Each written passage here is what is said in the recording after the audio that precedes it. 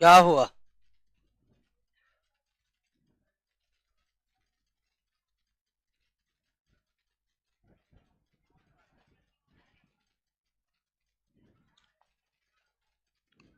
चलिए दोस्तों, तीसरा नंबर चैप्टर खत्म हो गया था और चैप्टर से बहुत ज्यादा ऐसा कोई एग्जाम नहीं हुआ कि चैप्टर से प्रश्न ना आया हो। तो प्रश्नों को बनाए थे ना। बन रहा था। आ, कुछ क्वेश्चन नहीं बन रहा होगा। हाँ, तो कुछ क्वेश्चन अगर नहीं बन रहा है तो उसके लिए टेंशन नहीं लेना है, वो किसी से नहीं बनता है, ठीक है। लेकिन अधिकांश प्रश्नों को अगर आप बना रहे हैं तो निश्चित तौर पर आप समझ रहे हैं चैप्टर को। और ध्यान दीजिए, प्रश्न बनाने से ज्यादा इम्पोर्टेंट है उसको याद रखना, ठीक है। हाँ, ये नहीं कि पढ़ लिए, पढ़ लेने के बाद क्वेश्चन बनना स्वाभाविक है। अब मैट्रिक इंटर पास है तो कोई भी चीज आपको पढ़ने के लिए देगा, फिर उसके आधार पर कुछ पूछेगा तो आप जवाब दे ही दीजिएगा। ये कोई बड़ी बात नहीं है कि हम पढ़ लिए तो उसके बाद क्वेश्चन हमसे बन रहा है तो बहुत ज्यादा हमें इम्प्रूव हो गया है। ये सब छोटा मोटा इम्प्रूव, इससे कुछ होने वाला नहीं है। दिक्कत ये आती है कि जब आप रिवीजन नहीं करते हैं और प्रश्नों को याद नहीं रख पाते हैं, ठीक है। तो बनना जरूरी है ही, लेकिन सबसे ज्यादा जरूरी है सारे प्रश्न आपको याद रहे। अभी 2 चैप्टर समाप्त हो गया बायोलॉजी का, ठीक है। दोनों चैप्टर में काफी भारी भरकम प्रश्न है, 100 से ज्यादा प्रश्न, तो उसको याद कर लिए है ना। ये नहीं कि आगे बढ़ते जा रहे हैं पीछे को छोड़ते जा रहे हैं। तो एकदम पहला दूसरा चैप्टर, आज तीसरा भी हम समाप्त कर देंगे। तो अब 3 चैप्टर का प्रश्न लगातार आप देखते रहिए, एक भी प्रश्न नजर से ओझल नहीं होनी चाहिए। आइए देखते हैं एक एक प्रश्न को। पहला प्रश्न काफी आसान प्रश्न लगेगा आपको। ऐसे जीव जिन्हें सामान्यतः खुली आंखों से नहीं देखा जा सकता है तो उसे क्या कहते हैं? सूक्ष्म जीव कहते हैं, ठीक है। सूक्ष्म जीव कहते हैं। यहां आपको लगेगा कि ये भी हो सकता है, ये बिल्कुल नहीं होगा, सूक्ष्म अणु नहीं होगा, ठीक है, सूक्ष्म जीव होगा। दूसरा है, मनुष्य के आंखों की रिजॉल्विंग पावर कितनी होती है? हाँ, रिजॉल्विंग पावर का मतलब देखे जाने वाले सबसे छोटी वस्तु का आकार, यानी कि मनुष्य के आंखों की रिजॉल्विंग पावर जो है 100 माइक्रो, अब माइक्रो का मीटर लगा दीजिए, अब माइक्रोमीटर, ठीक है। तो 100 माइक्रोमीटर, या अगर मिलीमीटर में भी पूछ सकता है 0.1 मिलीमीटर। क्या 25, ठीक है। तो 100 माइक्रोमीटर या 0.1 मिलीमीटर। अब ध्यान दीजिए एक बात और कि किसी सूक्ष्मदर्शी की शक्ति भी किस में मापा जाता है? रिजॉल्विंग पावर में मापा जाता है। मान लीजिए प्रश्न पूछ दिया कि माइक्रोस्कोप की क्षमता किस में मापी जाती है, तो क्या देंगे सर? यानी कि मानव इससे छोटी किसी वस्तु को बिना माइक्रोस्कोप के सहायता से नहीं देख सकता। क्लियर? आइए, सूक्ष्मदर्शी का आविष्कार किसने किया? हाँ, जेड जेंसेन और एच जेंसेन। संयुक्त सूक्ष्मदर्शी कंपाउंड माइक्रोस्कोप, इसका खोज ल्यूवेन हॉक ने किया। कंपाउंड माइक्रोस्कोप में 2-2 लेंस लगे होते हैं, ठीक है। कितने लेंस लगे होते हैं? 2-2 लेंस लगे होते हैं। एक को द्वारक कहते हैं, एक को नेत्रिका कहते हैं, जिसकी कार्य प्रणाली फिजिक्स में लाइट चैप्टर में पढ़ी जाती है। तो कंपाउंड माइक्रोस्कोप जिसमें 2-2 लेंस लगे होते हैं, इसका हिंदी में यौगिक सूक्ष्मदर्शी भी कहते हैं, ठीक है। क्या कहते हैं इसको? हाँ, कभी हिंदी में नाम दे देगा यौगिक सूक्ष्मदर्शी।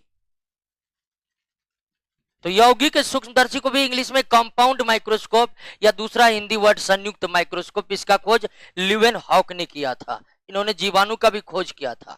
इलेक्ट्रॉन माइक्रोस्कोप का नॉल तथा रस्का ने किया था, ठीक है। थायरॉइड की खोज किसने किया था? हाँ, थियोडोर डायनर ने किया था। वायरवाइट का खोज थियोडोर डायनर ने किया था। निम्नलिखित में कौन सा कथन वायरवाइट के विषय में सही नहीं है? यह सिंगल स्ट्रैंडेड आरएनए मॉलिक्यूल्स है, बिल्कुल सही है। ध्यान दीजिए, दो न्यूक्लिक एसिड होते हैं, डीएनए और आरएनए, डीएनए और आरएनए। तो इसका स्ट्रक्चर जो होता है, डीएनए का स्ट्रक्चर अगर माइक्रोस्कोप में देखें तो ये डबल हेलिक्स की तरह होता है, ठीक है, इस तरह होता है। डीएनए का स्ट्रक्चर कैसा? डबल हेलिक्स या डबल स्टैंडर्ड। और आरएनए में जो होता है ना, केवल एक हेलिक्स होता है, केवल एक हेलिक्स। तो ये जो ए बलम दिया हुआ है कि इसकी आकृति कैसा होता है, तो यह सिंगल स्टैंडर्ड आरएनए मॉलिक्यूल्स है। आरएनए मॉलिक्यूल्स की जो संरचना होती है ना, वही सिंगल स्टैंडर्ड या सिंगल हेलिक्स की तरह होती है, ठीक है। तो पहला तो सही है। दूसरा, यह केवल पौधे में पाए जाते हैं और रोग फैलाते, ये भी सही है। वायरवाइट के अणु एक पौधे से दूसरे पौधे में स्थानांतरित नहीं हो सकते हैं, ये गलत है दोस्तों। स्थानांतरित हो सकते हैं, यानी कि वायरवाइट के द्वारा फैलाए गए रोग जो है संक्रामक होते हैं, एक पौधे से दूसरे पौधे में फैल सकते हैं, बिल्कुल ये गलत है। प्रियॉन क्या है? प्रियॉन प्रोटीन अणु है जो केवल कहां बनते? मस्तिष्क में। असमान इसलिए इसे बोलते हैं क्योंकि सामान्य जो प्रोटीन अणु होते हैं वे 20 अमीनो अम्ल के बने होते हैं, लेकिन प्रियॉन 254 अमीनो अम्ल के बने होते हैं। तो इसलिए हम इसे असामान्य प्रोटीन कहते हैं और केवल बन सकते हैं मस्तिष्क में। बकरी तथा भेड़ में स्कॉर्पी डिजीज, ये किसके कारण होता है? प्रियॉन के कारण होता है। डायरेक्ट प्रश्न है ये। मनुष्य में क्रियूट सल्फेट या कोब की बीमारी किसके कारण होता है? प्रियॉन के कारण होता है, प्रियॉन के कारण। निम्नलिखित कथनों पर विचार कीजिए। पीआरपीसी प्रियॉन रोग उत्पन्न नहीं करते, बिल्कुल सही है कि नहीं है? और लेकिन पीआरपीसी अगर पीआरपीसी में कन्वर्ट हो गया तो वो रोग उत्पन्न करने के योग्य हो जाते। यानी कि अगर कोई भी स्वरूप है प्रियॉन का तो उसे खतरनाक मानकर चलिए। ये वाला भी स्वरूप हो गया है तो संभावना बनी रहती कि ये म्यूटेंट होकर क्या बन जाए, उत्परिवर्तित होकर क्या बन जाए, पीआरपीएससी में कन्वर्ट हो जाए। तो ये वाला भी प्रियॉन हो गया तो ये तो रोग तो नहीं फैलाते हैं, अर्थात हमारे मस्तिष्क कोशिकाओं को क्षतिग्रस्त नहीं करेंगे, लेकिन कभी भी इसमें उत्परिवर्तन होगा, म्यूटेशन होगा, इसका स्वरूप बदलकर ये पीआरपीएससी में कन्वर्ट हो जाएगा, तब ये रोग फैलाने लगेगा। यहां पर दोनों ही कथन क्या है? सही है, दोनों कथन सही है, ठीक है। असामान्य प्रोटीन अणु प्रियॉन कितने अमीनो अम्ल का? 254 अमीनो अम्ल के बने होते, 254। गाय बैल में होने वाला मेड कव बीमारी या बीएसई डिजीज किसके कारण होता है? प्रियॉन के कारण होता है। सूक्ष्म जीव की खोज सर्वप्रथम किसने की? हाँ, यानी सूक्ष्म जीव खोज की जो इतिहास है वो बैक्टीरिया से ही शुरू होता है। बैक्टीरिया के रूप में ही इन्होंने पहली बार सूक्ष्म जीव की खोज की। सूक्ष्मजीव के खोजकर्ता भी ल्यूवेन हॉकिंग माने जाते हैं। क्या? अच्छा, माइक्रोबायोलॉजी के जनक भी कौन माने जाते हैं? हाँ। अब बैक्टीरियोलॉजी के भी जनक कौन माने जाते हैं? हाँ। अगला, निम्न कथनों पर विचार कीजिए। पहला कथन है सूक्ष्म जीव की श्रेणी होगा, मिस्टेक हो गया। श्रेणी में सभी एक कोशिकीय सजीव को रखा गया, बिल्कुल। जो एक कोशिकीय है वो आंखों से नहीं दिखेगा, इसलिए वो सूक्ष्म जीव है। कुछ बहुकोशिकीय सजीव जैसे कवक और शैवाल भी सूक्ष्म जीव के श्रेणी में आते हैं, ये भी सही है। और बहुकोशिकीय अगर सूक्ष्म जीव है तो निश्चित तौर पर वे तो या फंगी हो सकता है और शैवाल। इन दोनों के अतिरिक्त कोई बहुकोशिकीय जीव सूक्ष्म जीव नहीं है, ये भी आप याद रखिएगा। अब ध्यान दीजिए इन्हें कि सारा कवक जो है वह बहुकोशिकीय है, कुछ कवक भी हैं जो एक कोशिकीय हैं, कुछ शैवाल भी जो क्या है, एक कोशिकीय। तो जो एक कोशिकीय वो तो सूक्ष्मजीव है ही, जो बहुकोशिकीय बन गए हैं फिर भी उन्हें सूक्ष्मजीवों के श्रेणी में हम रखते हैं। तो दूसरा कथन भी दोस्तों सही है। तीसरा, सूक्ष्मजीव सर्वव्यापी होते हैं, सभी प्रकार के जलवायु और परिस्थितियों में पाए जाते हैं। बिल्कुल सही। खासकर जीवाणु जो है वो हर जगह पाए जाते हैं, हर परिस्थिति में पाए जाते हैं। तो कथन डी क्या है? सही है। सभी कथन सही है। कौन सा कथन सही नहीं है? वायरस परजीवी होते। बिल्कुल, वायरस स्वतंत्र जीवी या मुक्त जीवी हो ही नहीं सकते हैं। वायरस भोज्य पदार्थों के लिए परपोषी यानी किसी हो दूसरे के शरीर पर निर्भर होते हैं। बिल्कुल, अकेले रहने की क्षमता इसमें नहीं है। वायरस प्रोटीन और न्यूक्लिक एसिड के बने होते हैं। अगर 3 से तो निश्चित तौर पर डी अब क्या हो जाएगा? गलत। वायरस में श्वसन की क्रिया होती है। गलत है। वायरस में किसी भी प्रकार के एंजाइम का क्या था? अभाव था। किसी भी प्रकार के एंजाइम का क्या था? अभाव था। और एंजाइम के अभाव में श्वसन की प्रक्रिया संभव नहीं है। हमारे शरीर में भी जो श्वसन होता है वो एंजाइम की उपस्थिति में होता है, लेकिन किसी भी प्रकार का एंजाइम वायरस में नहीं होता है। आगे, होस्ट कोशिका के बाहर वायरस के कण जब कण के रूप में रहता है तो उसे क्या कहते हैं? विरियन कहते हैं।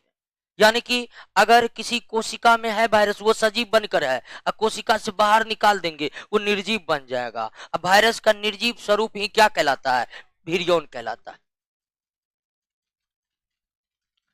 पौधे में विषाणु द्वारा उत्पन्न बीमारी का अध्ययन सर्वप्रथम किस पौधे में? ये तो तंबाकू में मोजाइक रोग के बारे में और इसी में खोजा भी गया था। तंबाकू में मोजाइक बीमारी वायरस से होती है, ये किसने पता लगा? आइवेनोस्की ने पता लगाया। और तंबाकू में होने वाला बीमारी संक्रामक है या पहले ही एडोल्फ मायर ने पता लगा लिया था। सर्वप्रथम रोगी पौधे से वायरस को रोगी पौधे के कोशिका से होना चाहिए, तो रोगी पौधे से वायरस को रबेदार रूप में, क्रिस्टलाइन फॉर्म में यानी कि निर्जीव के रूप में अलग करने वाला वैज्ञानिक कौन थे? एस्टेनले थे। WM एस्टेनले। वायरस न तो प्रोकैरियोटिक कोशिका है और न ही यूकैरियोटिक, ये अकोशिकीय है, नॉन सेलुलर ऑर्गेनिज्म कहते हैं हम इसको। वायरस में श्वसन नहीं होता है। बिल्कुल सही। क्यों नहीं होता? तो बताए, एंजाइम का अभाव रहता है। पहला कथन सही है। वायरस केवल जीवित कोशिकाओं में ही जनन कर सकते हैं। बिल्कुल सही है। कोशिका से बाहर कर दीजिएगा ये तो निर्जीव बन जाएगा पूरी तरह से। तो वायरस श्वसन या कोई भी प्रक्रिया केवल किसी जीवित कोशिका के भीतर ही कर सकता है, जनन ही नहीं। और भी कोई प्रक्रिया अगर वायरस कर रहा है तो निश्चित तौर पर वो किसी अन्य कोशिका पर आश्रित होकर ही करेगा। दोनों ही कथन क्या है? सही है। टोबैको मोजाइक वायरस में न्यूक्लिक एसिड होता है। कौन? Tobacco Mosaic virus plant virus है ना। प्लांट वायरस में क्या रहता है? आरएनए रहता है। जंतु वायरस में डीएनए। आरएनए डीएनए दोनों एक साथ किसी भी वायरस में नहीं रहता है। निम्नलिखित में कौन सा बीमारी वायरस द्वारा नहीं होती है? डिप्थीरिया। डिप्थीरिया श्वसन मार्ग की बीमारी है और यह जीवाणु के कारण होता है। किसके कारण होता है? जीवाणु के कारण होता है। सर्वप्रथम विषाणु की खोज किसने किया? इवेनोस्की ने किया था। इवेनोस्की ने किया था। विषाणु क्या माने जाते हैं? विषाणु सजीव और निर्जीव के बीच का ट्रांजिशनल ग्रुप या योजक कड़ी भी कह सकते हैं। ट्रांजिशनल ग्रुप या योजक कड़ी। ट्रांजिशनल ग्रुप को हिंदी में क्रांतिक कड़ी कहते हैं। क्या कहते हैं? क्रांतिक कड़ी कहते हैं। तो इसको आप कनेक्टिंग लिंक भी कह सकते हैं, योजक कड़ी भी कह सकते हैं। और ये हम बताए हुए हैं कि ऐसा क्यों कहते हैं, क्योंकि दोनों के बीच का लक्षण है किसमें? वायरस में।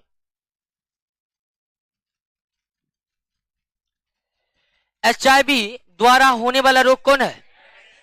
एड्स है। एड्स का कारण है T4 लिम्फोसाइट की कमी। ये एक ऐसी कोशिकाएं हैं या ऐसा पार्ट है जो हमारे शरीर में एंटीबॉडी का निर्माण करता है। किसका? एंटीबॉडी का निर्माण करवाता है। ये एक प्रकार का रक्त कोशिकाएं हैं। ठीक है, एक प्रकार का क्या है? रक्त कोशिका। तो इसी की कमी हो जाती है, शरीर में एंटीबॉडी बनना बंद हो जाता है। एड्स कैसे फैलता है? एड्स फैलता है शारीरिक संपर्क से फैलता है। श्वास के संपर्क से, हाथ मिलाने से, कीटों से, इन सब चीजों से नहीं फैलता है, शारीरिक संपर्क से फैलता है। एड्स देने वाले वायरस की पहचान किस वर्ष की गई थी? 1981 में। अब अमेरिका में, भारत में 1986 में, भारत में पहली बार एड्स का पता 1986 में लगा था। एलिसा जॉन्स किस रोग के लिए? एड्स के लिए, ठीक है, एड्स के लिए।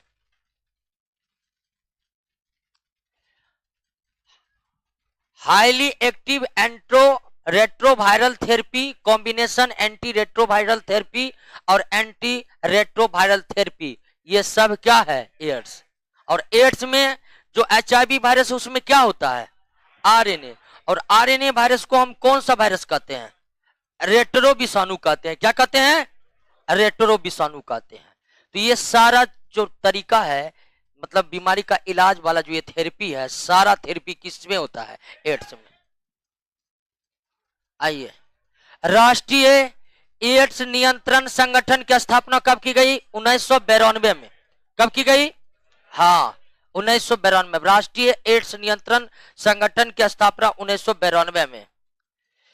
भारत सरकार द्वारा राष्ट्रीय एड्स नियंत्रण कार्यक्रम की शुरुआत की गई 1990 में, ठीक है। 1986 में एड्स की पता चला और 4 वर्ष बाद 1990 में एड्स नियंत्रण कार्यक्रम चला। और जब एड्स नियंत्रण कार्यक्रम चला तो एक अलग संस्था की मांग होने लगी कि जो कि एड्स बीमारी का पूरी तरह से मॉनिटरिंग कर सके। इसीलिए 1990 में एड्स नियंत्रण कार्यक्रम चलाने के 2 साल बाद 1992 में राष्ट्रीय एड्स नियंत्रण संगठन की स्थापना की। एड्स के संबंध में कोई भी निर्णय जो लिया जाता है इसी के तहत लिया जाता है। निम्नलिखित में कौन वायरस से फैलने वाली बीमारी है जिसका वाहक मादा एडिस एजिप्टी है? तो दोस्तों इसमें तीनों है, डेंगू भी है, पित्तज्वर भी है, चिकुनगुनिया भी है। तीनों ही रोग वायरस के कारण होते हैं और तीनों के ही वायरस मानव के शरीर में किसके द्वारा प्रवेश करते हैं? एडिस एजिप्टी के द्वारा। इसको टाइगर मच्छर भी कहते हैं। क्या कहते हैं? टाइगर मच्छर। टाइगर मच्छर कहते हैं इसको, टाइगर मच्छर। जापानी इंसेफेलाइटिस एक प्रकार का विषाणु जनित रोग है। कैसा रोग है दोस्तों? विषाणु जनित रोग है। जापानी इंफेलाइटिस रोग के संबंध में कौन सा कथन सही है? यह विषाणु जनित रोग है, बिल्कुल। ये क्यूलेक्स प्रजाति के मच्छरों के द्वारा फैलता है, बिल्कुल ये भी सही है। और क्यूलेक्स प्रजाति के द्वारा फाइलेरिया रोग भी फैलता है। किसके द्वारा? फाइलेरिया रोग भी कौन फैलाता है? क्यूलेक्स प्रजाति का मच्छर फैलाता है, लेकिन फाइलेरिया अन्य कारणों से होता है, विषाणु से नहीं होता है। यह रोग सुअरों के माध्यम से भी फैलता, बिल्कुल। तीनों ही कथन क्या है? और इसमें तंत्रिका तंत्र प्रभावित होते हैं। क्या प्रभावित होते हैं? निम्नलिखित में किसमें एंजाइम नहीं होता? बताइए। विषाणु में एंजाइम नहीं होता है। इससे पहले बताए थे ना कि विषाणु में श्वसन नहीं होता है। किसके अभाव में श्वसन नहीं होता है? कोई एंजाइम नहीं होता है। विषाणु वृद्धि कर सकता है केवल और केवल जीवित कोशिका में। जीवित कोशिका के बाहर वो वृद्धि नहीं कर सकता है। जीवित कोशिका के बाहर वो निर्जीव के रूप में जीवन व्यतीत कर निर्जीव बन जाएगा। विषाणु निर्जीव माने जाते हैं, क्यों? ये क्रिस्टलाइज हो सकते हैं, बिल्कुल। श्वसन नहीं होता, बिल्कुल। कोशिका के बाहर इसमें उपापचय यानी मेटाबॉलिज्म की क्रियाएं नहीं होती है, बिल्कुल सही है। तीनों कारण है जिससे हम विषाणु को क्या कह सकते हैं? निर्जीव कह सकते हैं। क्रिस्टलाइज मतलब हुआ कि ठोस की आकृति। क्रिस्टल जो है ना, ठोस प्रकार के पदार्थ है। जो ठोस पदार्थ होते हैं ना वो 2 प्रकार के होते हैं, क्रिस्टलीय और अक्रिस्टलीय। ठीक है, क्रिस्टलीय और कुछ ठोस ऐसे होते हैं, कुछ ठोस पदार्थ ऐसे होते हैं जिनके अणु एक निश्चित संरचना बनाकर बंधे रहते हैं। वैसे ही ठोस जिसके अणु निश्चित संरचना बनाकर आपस में जुटे होते हैं उसे क्रिस्टल ठोस कहते हैं। जैसे हीरा एक प्रकार का क्रिस्टल ठोस है और हीरा के अणु जो होते हैं ना वो समचतुष्फलकीय संरचना बनाकर आपस में बंधे होते हैं। और कुछ ठोस ऐसे होते हैं जिनके अणु किसी निश्चित संरचना में बंधे नहीं होते हैं, या ऐसे ठोस जिसके अणुओं की कोई एक निश्चित संरचना बनाकर नहीं बंधा हुआ है उसे अक्रिस्टलीय ठोस कहते हैं। तो क्रिस्टल के रूप में हम प्राप्त कर सकते हैं, इसका मतलब हुआ कि ठोस पदार्थ के रूप में प्राप्त कर सकते हैं। आप सीधा समझिए। और ठोस पदार्थ का मतलब निर्जीव पदार्थ, निर्जीव होते हैं। विषाणु सजीव माने जाते हैं, क्यों? क्योंकि इसका आकार और संरचना भिन्न भिन्न होती है, बिल्कुल ये भी कारण है सजीव होने का। जनन कर सकता है, बिल्कुल। उत्परिवर्तन की क्षमता होती है, इनमें से सभी। उत्परिवर्तन यानी कि स्वरूप को चेंज कर लेना, जैसे अभी कोरोना वायरस का स्ट्रेन चेंज होकर नए नए वायरस आ रहे हैं ना, तो वही प्रक्रिया क्या कहलाता है? उत्परिवर्तन कहलाता है। टीएमवी शब्द किससे संबंधित है? विषाणु से। टोबैको मोजाइक वायरस ये पहला खोजा गया वायरस है। पहला खोजा गया वायरस कौन था? अगला सार्स, ये भी एक प्रकार का क्या है? विषाणु जनित रोग है। सार्स विषाणु जनित रोग है, ठीक है, और रिस्पिरेटरी सिस्टम को ये आपको प्रभावित करता है। आलू में मोजाइक डिजीज कहीं पर भी हो, उसका कारण क्या? कोई भी फसल हो, आलू हो, टमाटर हो, बैगन हो, अगर मोजाइक डिजीज हो रहा है तो किसके कारण होगा? विषाणु कारण होगा। निम्नलिखित में किस रोग का कारण वायरस है? लीफ रोल, पित्तशिरा मोजाइक, लीफ कर्ल, तीनों ही रोग किसके कारण? वायरस के कारण। पौधे में बहुत कम रोग ही था वायरस वाला, सब याद कर लिए थे ना। विषाणु क्या होता है? विषाणु में क्या होता है? न्यूक्लिक एसिड और प्रोटीन, इन दो चीज होता है। वायरस की संरचना में प्रोटीन का खोल जो न्यूक्लिक एसिड के चारों ओर रहता है उसे क्या कहते हैं? कैप्सिड कहते हैं। और कैप्सिड के छोटे छोटे इकाई को यानी कि यूनिट को, कैप्सिड के छोटे छोटे यूनिट को क्या कहते हैं?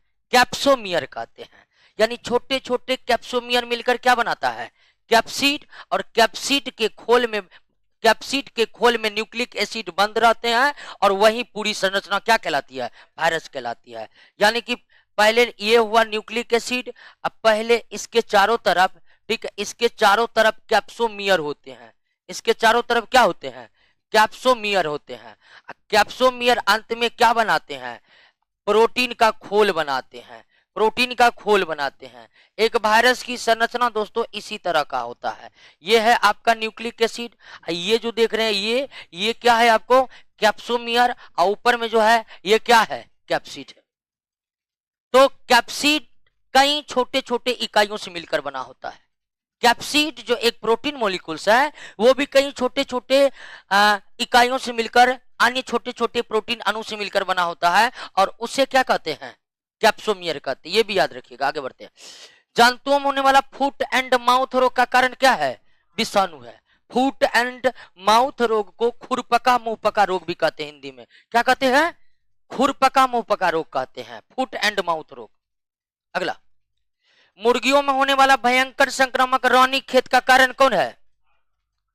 रानीखेत का कारण है विषाणु, ठीक है। क्या है? विषाणु। मुर्गियों में होने वाला हैजा का कारण क्या है? फाउल हैजा का कारण है विषाणु। ध्यान दीजिए, हैजा मानव में होते हैं जीवाणु के कारण, लेकिन फाउल कोलरा कारण क्या है? विषाणु है। फाउल कोलरा कारण क्या है? विषाणु है। मुर्गियों में जो हैजा होता है किसके कारण? विषाणु कारण। मानव में जो हैजा होता है किसके कारण? जीवाणु के कारण। क्लियर है? निम्नलिखित में कौन विषाणु जनित बीमारी है? सभी। इनमें से सभी। कुत्ते काटने से जिस विषाणु के द्वारा घात रोग का मतलब यहां पर हाइड्रोफोबिया से ही है। अब घात रोग का मतलब क्या हुआ? प्रघाती रोग, जिसका असर बहुत ज्यादा हो, वही हुआ घात रोग। तो दोस्तों यहाँ हाइड्रोफोबिया होगा। आगे बढ़ते हैं। चेचक के टीके का विकास किसने किया था? एडवर्ड। और टीके के इतिहास में पहला टीका किसका बना है? चेचक का ही बना है। भारत में चेचक 1977 में ही क्या कर दिया गया है? समाप्त कर दिया। और समाप्त करने का पीछे सबसे बड़ा रोल टीका का ही रहा है। विषाणु क्या है जी? विषाणु अकोशिकीय की है, इंग्लिश में नॉन सेलुलर। किस रोग का भारत में पूरी तरह से क्या कर दिया गया है? उन्मूलन। कब? 1977 में। रेबीज क्या है जी? विषाणु जनित रोग है। निम्नलिखित में किस रोग में गर्दन की पेशियों पर नियंत्रण समाप्त हो जाता है? दोस्तों ये कौन सा रोग है? रेबीज है, रेबीज है। आगे देखिए, आगे देखिए, हाइड्रोफोबिया रोग किसके कारण? रेबीज का ही दूसरा नाम क्या है? हाइड्रोफोबिया है। एवियन इन्फ्लुएंजा यानी बर्ड फ्लू का कारण है H5N1, बर्ड फ्लू का कारण है H5N1, और स्वाइन फ्लू का कारण है H1N1, H1N1। याद रहेगा ना? याद रखना ही पड़ेगा। ओसेल्टामिविर रोग किस बीमारी का औषधि है? स्वाइन फ्लू का, स्वाइन फ्लू का है। ठीक है, ओसेल्टामिविर स्वाइन फ्लू का है। एड्स विषाणु के लिए सबसे ज्यादा आजमाई गई दवा कौन है? जीडोवुडीन है दोस्तों, जीडोवुडीन। अब तो कई प्रकार के दवाओं का मिश्रण दिया जाता है। ठीक है, अभी एक शुरुआत में एक थेरेपी पढ़े थे, 3 प्रकार का थेरेपी एड्स के इलाज में। भारत में वही 3 प्रकार के थेरेपी का, एंट्री रेट्रोवायरल थेरेपी। ठीक है, अगला, किस सूक्ष्म जीव के द्वारा हेपेटाइटिस बी? हेपेटाइटिस बी किसके कारण? विषाणु के कारण। निम्नलिखित रोगों पर विचार के विषाणु जनित, रेबीज विषाणु जनित, खसरा विषाणु जनित, फ्लू विषाणु यानी ट्रेकोमा जीवाणु के कारण होता है। ट्रेकोमा किसके कारण? जीवाणु के कारण। तो 1, 2 और 3। ट्रेकोमा आंखों से संबंधित बीमारी है जो कि जीवाणु के कारण होते हैं। अगला, निम्नलिखित कथनों पर विचार कीजिए। सूक्ष्म जीवों द्वारा होने वाला रोग संक्रामक होते हैं? बिल्कुल होते हैं, मतलब हवा, पानी, संपर्क या किसी अन्य माध्यम से एक व्यक्ति से दूसरे व्यक्ति में फैलते हैं। आनुवंशिक रोग संक्रामक नहीं होते? बिल्कुल नहीं होते हैं। दोनों ही कथन क्या है? सही है। आनुवंशिक रोग और किसी पोषक तत्व के अभाव में होने वाला रोग संक्रामक नहीं होते हैं। मंकी फीवर बीमारी किससे होता है? फाइबर से होता है, मंकी फीवर। अब मंकी फीवर मंकी में नहीं होता, आदमी में होता है। ठीक है, लेकिन ये मंकी फीवर बीमारी जो आदमी में होता है, ये वायरस के कारण होता है, और ये वायरस पहली बार बंदरों से ही मानव में पहुंचा था, इसीलिए इसका नाम क्या पड़ गया? Monkey fever. क्या?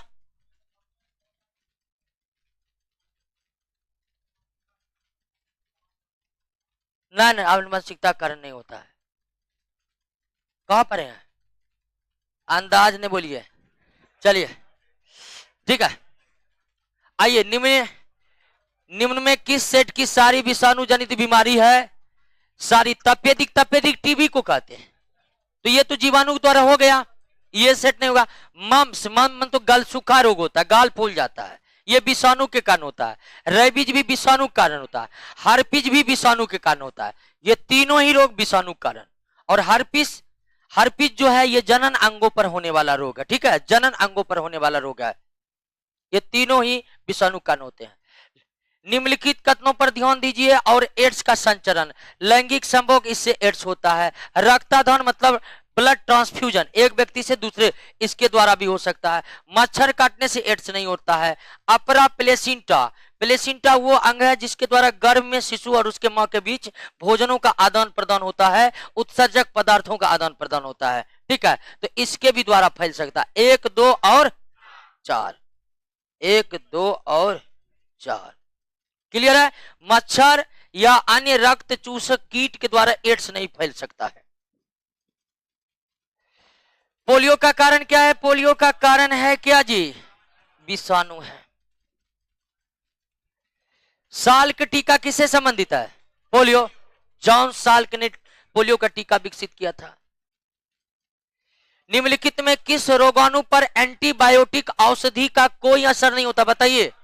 हाँ, और यही कारण है कि विषाणु के द्वारा फैलाए जाने वाले रोग बहुत ही घातक होते हैं, क्योंकि आपको बताए थे मेडिकल हिस्ट्री में 90% रोगों का इलाज के लिए केवल एक ही समाधान है, क्या? एंटीबायोटिक। त्वचा एवं आंखें के सफेद भाग का पीला हो जाना जॉन्डिस क्या है? जॉन्डिस होने का जॉन्डिस आगे चलकर किस में कन्वर्ट होता है? हेपेटाइटिस। तो चूंकि जॉन्डिस नहीं है ऑप्शन में, इसलिए आंसर हेपेटाइटिस ही होगा। निम्नलिखित में कौन वैसे श्रेणी का रोग है जिसके उपचार के लिए दिए गए औषधि से केवल रोग के लक्षण ही ठीक होते हैं? और ऐसा कोई बीमारी होगा ना दोस्तों, वो वायरस का ही होगा। ठीक है, केवल वायरस ही ऐसे रोग फैला सकते हैं दोस्तों। तो आप सीधे खोजिए वायरस के कारण कौन रोग होता है? इन्फ्लुएंजा होता है। मलेरिया प्रोटोजोआ के कारण, फाइलेरिया एक कृमि के कारण होता है जिसका नाम है गोल कृमि, और ट्यूबरकुलोसिस जीवाणु के कारण। तो विषाणु के द्वारा फैलाए जाने वाले रोग ही घातक होते हैं, इस पे एंटीबायोटिक दवाओं का कोई असर नहीं होता है। इसलिए विषाणु द्वारा फैलाए जाने वाले रोगों के उपचार जो किए जाते हैं वे लक्षणों के आधार पर किए जाते हैं। जो लक्षण है उसको कम करने के लिए दवाई दिए जाते हैं। वायरस से बचने के लिए कोई एक दवाई कारगर नहीं हो पाता है। इन्फ्लुएंजा, एडवर्ड जेनर ने किसका खोज किया था? और इन्होंने चेचक का टीका का खोज किया था। टीका क्या है दोस्तों? एक प्रकार का एंटीजन है। टीका देने से क्या होता है? वो एंटीजन है और हमारे शरीर में जाकर वो क्या बनवाता है? जो हमें बीमारियों से क्या करता है? बचाता है। तो टीका एक प्रकार का एंटीजन है जो शरीर में प्रवेश कर उस बीमारी से बचने के लिए एंटीबॉडी तैयार करवाता है। संक्रमित रक्त, शुक्राणु तथा मां के दूध से किस रोग का संक्रमण हो सकता है? किसका हो सकता है? संक्रमित रक्त, शुक्राणु, ये कोई नहीं होगा, इससे एड्स का संक्रमण हो सकता है। ठीक है, एड्स लिखिए आंसर। जिसको काटिए लेकिन काट दीजिए, क्योंकि मलेरिया भी इस तरह से नहीं हो सकता है। रेबीज तो कुत्ता काटने से होता है। पोलियो आपको बताए थे कि दूध, गंदा दूध, जल और भोजन के द्वारा होता है। और डायरिया जो है ये भी गंदे जल के द्वारा होने वाला रोग है और प्रोटोजोआ होने के द्वारा होने वाला रोग है। तो दोस्तों ये जो क्वेश्चन है इसके तहत एड्स फैलता है। इससे पहले एड्स फैलने के 3 कारण दिए थे ना, वही 3 कारण यहाँ शब्दों में लिखा हुआ, वहां 1-2 करके था। तो ये एड्स बीमारी होगा। उत्तर लिख लीजिए 77 का एड्स। फिजियोथेरेपी द्वारा किसका होता है जी? पोलियो।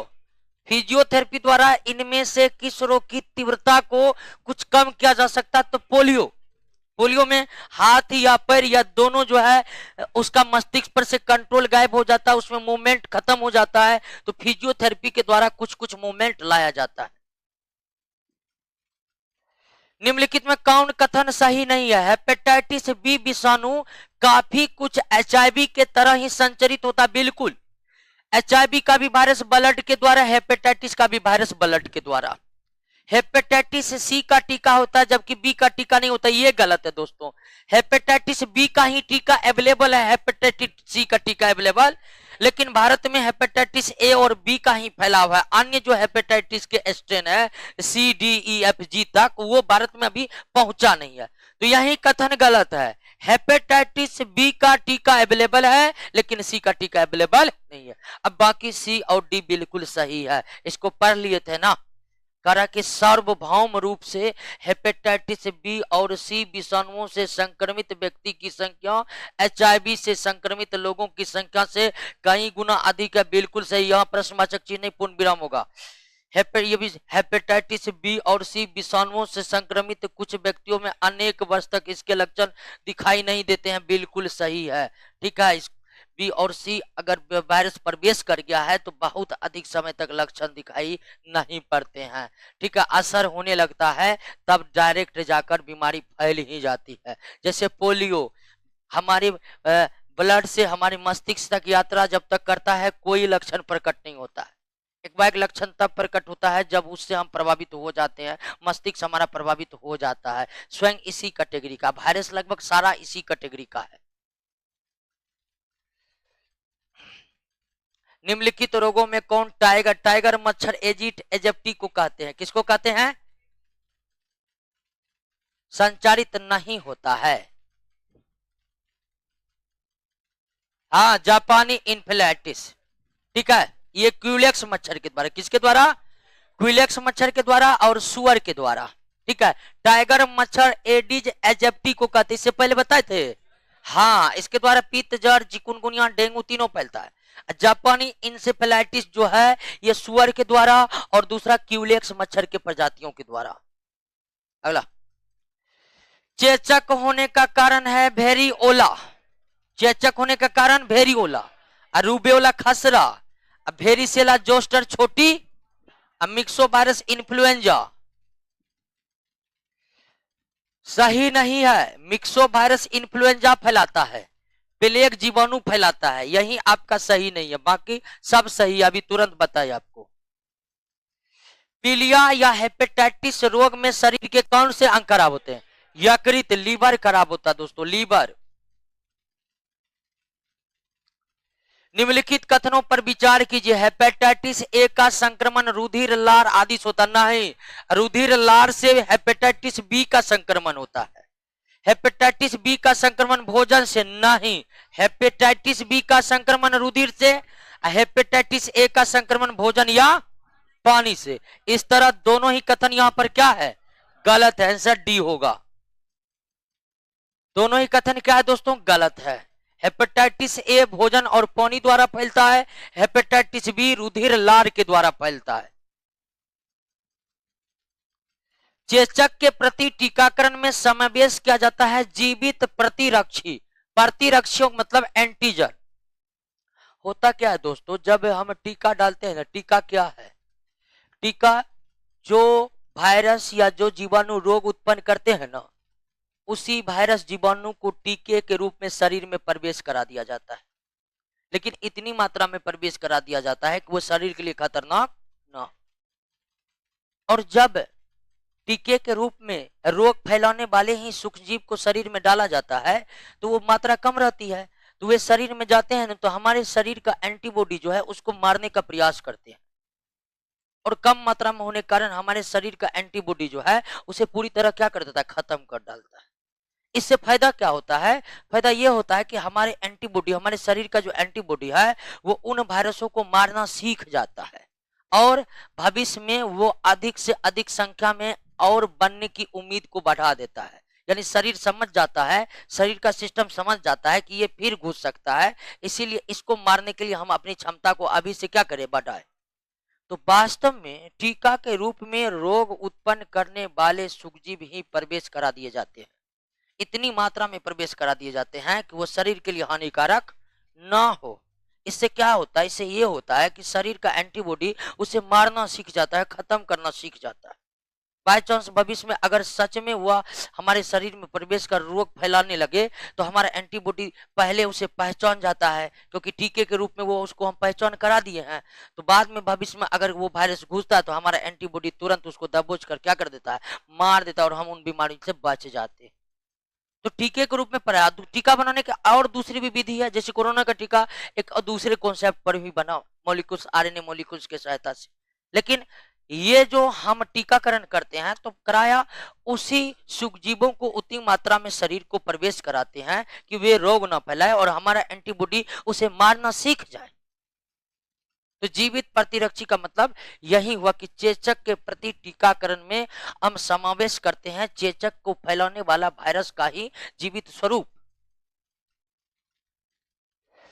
सुअर, आपको बताए थे सुअर को मानव रिहायशी इलाकों से दूर, क्योंकि ये क्या फैला सकता है? जापानी इन्फेलाइटिस फैला सकता है।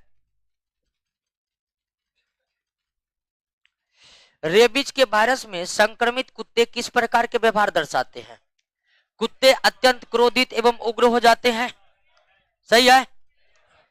कुत्ते सुस्त एवं मौन होकर किसी एकांत स्थान, दोनों होगा, ए तथा बी दोनों होगा।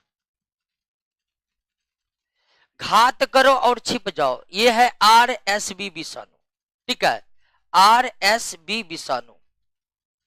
ये रिस्पिरेटरी सिस्टम वाला विषाणु है जो शरीर में प्रवेश करने के बाद काफी समय तक लक्षण प्रकट होने नहीं देते हैं, कोई भी टेस्ट में जल्दी पकड़ नहीं आता है। डेंगू बुखार में किसकी कमी हो जाती है जी? प्लेटलेट्स की कमी हो जाती है। डेंगू बुखार एडिस एजिप्टी मच्छर और जिस वायरस के कारण फैलता है उसका नाम ही है डेंगू वायरस। जीका वायरस कौन फैलाता है? एडिस एजिप्टी, ठीक है। जीका वायरस मनुष्य में किस मच्छर द्वारा संचालित होता है? एडिस एजिप्टी के द्वारा। जीका वायरस मनुष्य के किस भाग को प्रभावित करता है? तंत्रिका तंत्र को, नर्वस सिस्टम को, यानी मस्तिष्क और मेरुरज्जु को। इबोला शब्द अफ्रीका का एक विषाणु प्रकोप है, बांग्लादेश में नहीं। इबोला वायरस का फैलाव कौन से हुआ है? अफ्रीका से हुआ है। बैक्टीरियोफेज एक प्रकार का क्या दोस्तों, विषाणु है। बैक्टीरियोफेज विषाणु है जो न पौधे के कोशिका में रहते हैं, न जंतु के कोशिका में रहते हैं। किसके कोशिका में रहते हैं, बैक्टीरिया कोशिका में। बैक्टीरियोफेज में पाया जाता है प्रोटीन और डीएनए। युवा व्यक्ति में एचआईवी एड्स होने की आशंका निम्नलिखित लक्षणों में से किस एक से अधिकांशतया संबंध होती है। अधिकांशतया होगा यहाँ पर। दीर्घकाल स्थित पीलिया, पीलिया मतलब जॉन्डिस नहीं, तीव्र अरक्तता मतलब खून की कमी, इसका होगा तीव्र दीर्घ अस्थायी शिरोवेदना। ठीक है, यही इसका लक्षण है, तीव्र दीर्घ अस्थायी शिरोवेदना, समूचे शरीर में दर्द लंबे समय तक। ठीक है, और तीव्र मतलब तेजी से शरीर जो है ना घटने लगता है।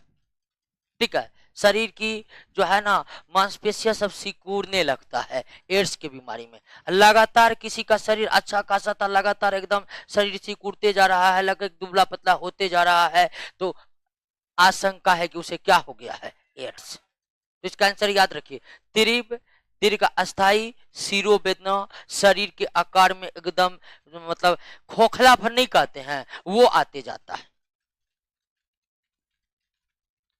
किस रोग के लिए स्वास्थ्य एवं परिवार कल्याण मंत्रालय ने टेस्ट एंड ट्रीट एचआईवी के लिए, टेस्ट एंड ट्रीट एड्स बीमारी या एचआईवी बीमारी के पूर्ण उपचार के लिए है। एड्स मानव प्रतिरक्षाहीनता विषाणु के द्वारा होता है, और एड्स एचआईवी के कारण होता है। और एचआईवी कैसा विषाणु है, रेट्रो विषाणु है। आरएनए का बना विषाणु क्या कहलाता है, रेट्रो विषाणु। निम्नलिखित में किस व्यक्ति ने पोलियो का टीका विकसित किया था। हाँ, पोलियो का टीका किसने, हाँ एडवर्ड साल्क ने। अल्बर्ट सेबी ने पोलियो ड्रॉप का। एलिसा का फुल फॉर्म होता है एंजाइम लिंक्ड इम्यूनो सोर्बेंट एसे।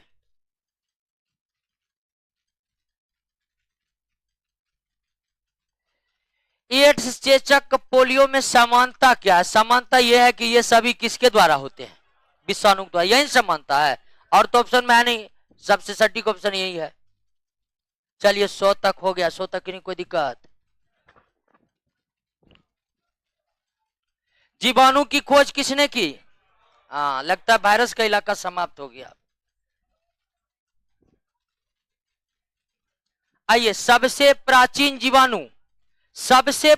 जीवाणु को ना आर्की बैक्टीरिया कहते हैं, और वास्तविक बैक्टीरिया को क्या कहते हैं, यू बैक्टीरिया। यू बैक्टीरिया वास्तविक बैक्टीरिया है। हाँ, इसको ट्रू बैक्टीरिया भी कहते हैं। ट्रू बैक्टीरिया मतलब क्या, यू बैक्टीरिया। यू बैक्टीरिया ही वास्तविक बैक्टीरिया है। और ऐसे बैक्टीरिया जो पृथ्वी के निर्माण के तुरंत बाद आए, वे प्रोकैरियोटिक कोशिका से भी कम विकसित है। और वैसे ही बैक्टीरिया को क्या कहते हैं, आर्की बैक्टीरिया। प्राचीन बैक्टीरिया आर्की बैक्टीरिया, विकसित या वास्तविक bacteria eubacteria. Cyanobacteria आप जानते हैं जो प्रकाश संश्लेषण करता है, उसे साइनो बैक्टीरिया या साइनो बैक्टीरिया प्रकाश संश्लेषी बैक्टीरिया है, या क्लोरोफिल युक्त बैक्टीरिया है। सर्वप्रथम किसने यह मत व्यक्त किया था कि जीवाणु से रोग फैलते हैं।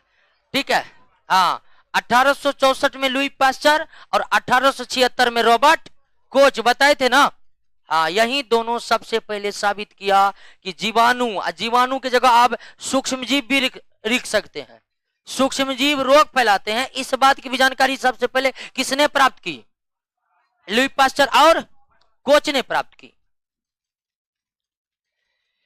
जीवाणु क्या होते हैं, जीवाणु सब होते हैं, प्रकाश संश्लेषी भी होते हैं, रसायन संश्लेषी भी होते हैं, और परपोषी पोषण की हर विधि पाया जाता है जीवाणु में।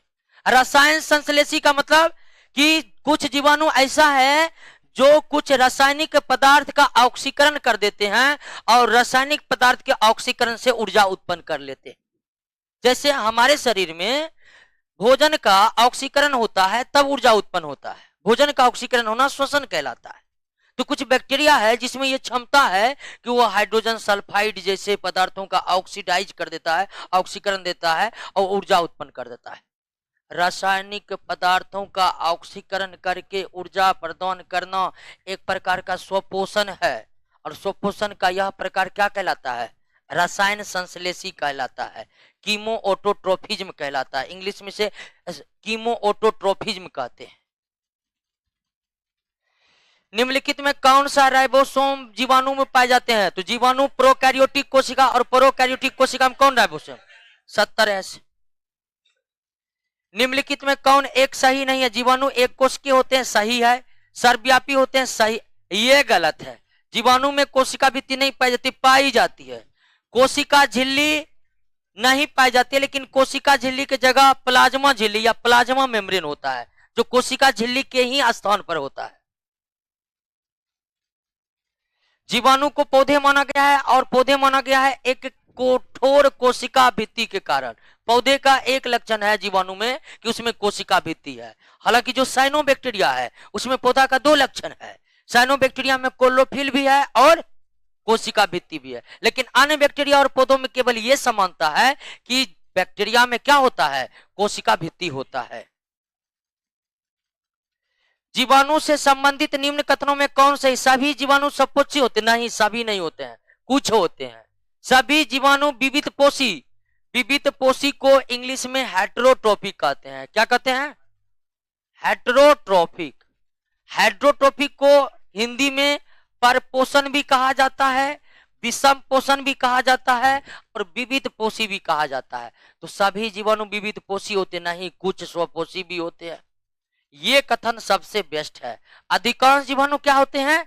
विविध पोषी, किंतु कुछ स्वपोषी होते हैं, जैसे साइनोबैक्टीरिया स्वपोषी है। तो सबसे सटीक कथन यहां पर सी है। जीवाणुविक कोशिका में क्या नहीं होता है? सूत्र कणिका नहीं होता है, माइटोकॉन्ड्रिया। सूत्र कणिका को इंग्लिश में क्या कहता है? माइटोकॉन्ड्रिया। क्या कहते हैं दोस्तों? माइटोकॉन्ड्रिया। ठीक है, माइटोकॉन्ड्रिया। और जीव द्रव कला यानी प्लाज्मा मेम्ब्रेन ये पाया जाता है। ठीक है, इसको इंग्लिश में क्या कहेंगे? प्लाज्मा मेम्ब्रेन, ये पाया जाता है। जीवाणु की आकृति विषाणुओं की तुलना में बड़ा होता है, बिल्कुल बड़ा होता है। जीवाणु फिल्टर से पास नहीं होते, जबकि विषाणु फिल्टर पेपर से पास हो जाते, बिल्कुल सही है। दोनों कथन क्या है? सही है। फिल्टर पेपर लैब में यूज होता है, तो जीवाणु फिल्टर पेपर को पास नहीं कर पाते हैं, जबकि विषाणु इतने सूक्ष्म होते हैं कि वे फिल्टर पेपर को भी क्या कर सकते हैं? पास कर सकते हैं। दोनों कथन सही है दोस्तों। जीवाणु में किस प्रकार का डीएनए पाया जाता है? कुंडलित डीएनए। जैसे आपको पता है ना कि अन्य सजीवों में डबल हेलिक्स डीएनए पाए जाते। कैसा? Double helix. जबकि कुंडलित, इस तरह का कुंडलित डीएनए पाया जाता है किसमें? जीवाणु में। यानी जीवाणु में डबल हेलिक्स वाला डीएनए उपस्थित। कैसा?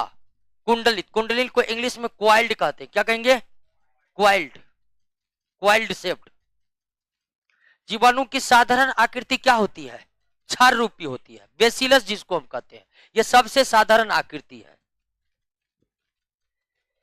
विषाणु जो कोमा कोमा कोमा आकार क्या कहते हैं? वाइब्रियो कहते हैं। कोमा आकार के जीवाणु को वाइब्रियो कहते हैं।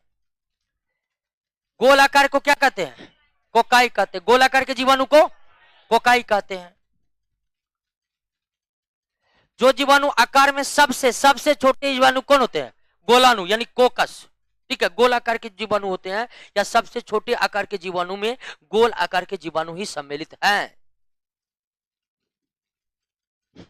एक सर्पिल, सर्पिल जीवाणु को क्या कहते हैं? एस्पाइरिलम कहते हैं। सर्पिल जीवाणु को एस्पाइरिलम कहते हैं। वास्तविक केंद्रक, वास्तविक केंद्रक प्रोकैरियोटिक कोशिका में नहीं होता, और प्रोकैरियोटिक कोशिका किसमें होता है? जीवाणु में होता है। बाकी इस समय यूकैरियोटिक कोशिका है। जीवाणु कोशिका में किसका अभाव होता है? सभी का, सभी का अभाव होता है। इनमें से सभी। न्यूक्लियस भी नहीं होते हैं, न्यूक्लियस के अंदर न्यूक्लियोलस जो होता है वो भी नहीं होता है, और न्यूक्लियस नहीं है तो न्यूक्लियर मेम्ब्रेन होगा तीनों का। निम्नलिखित में कौन सर्वाधिक, सर्वाधिक संख्या में कौन होगा? जीवाणु। क्योंकि आपको पता है ये सर्वव्यापी है।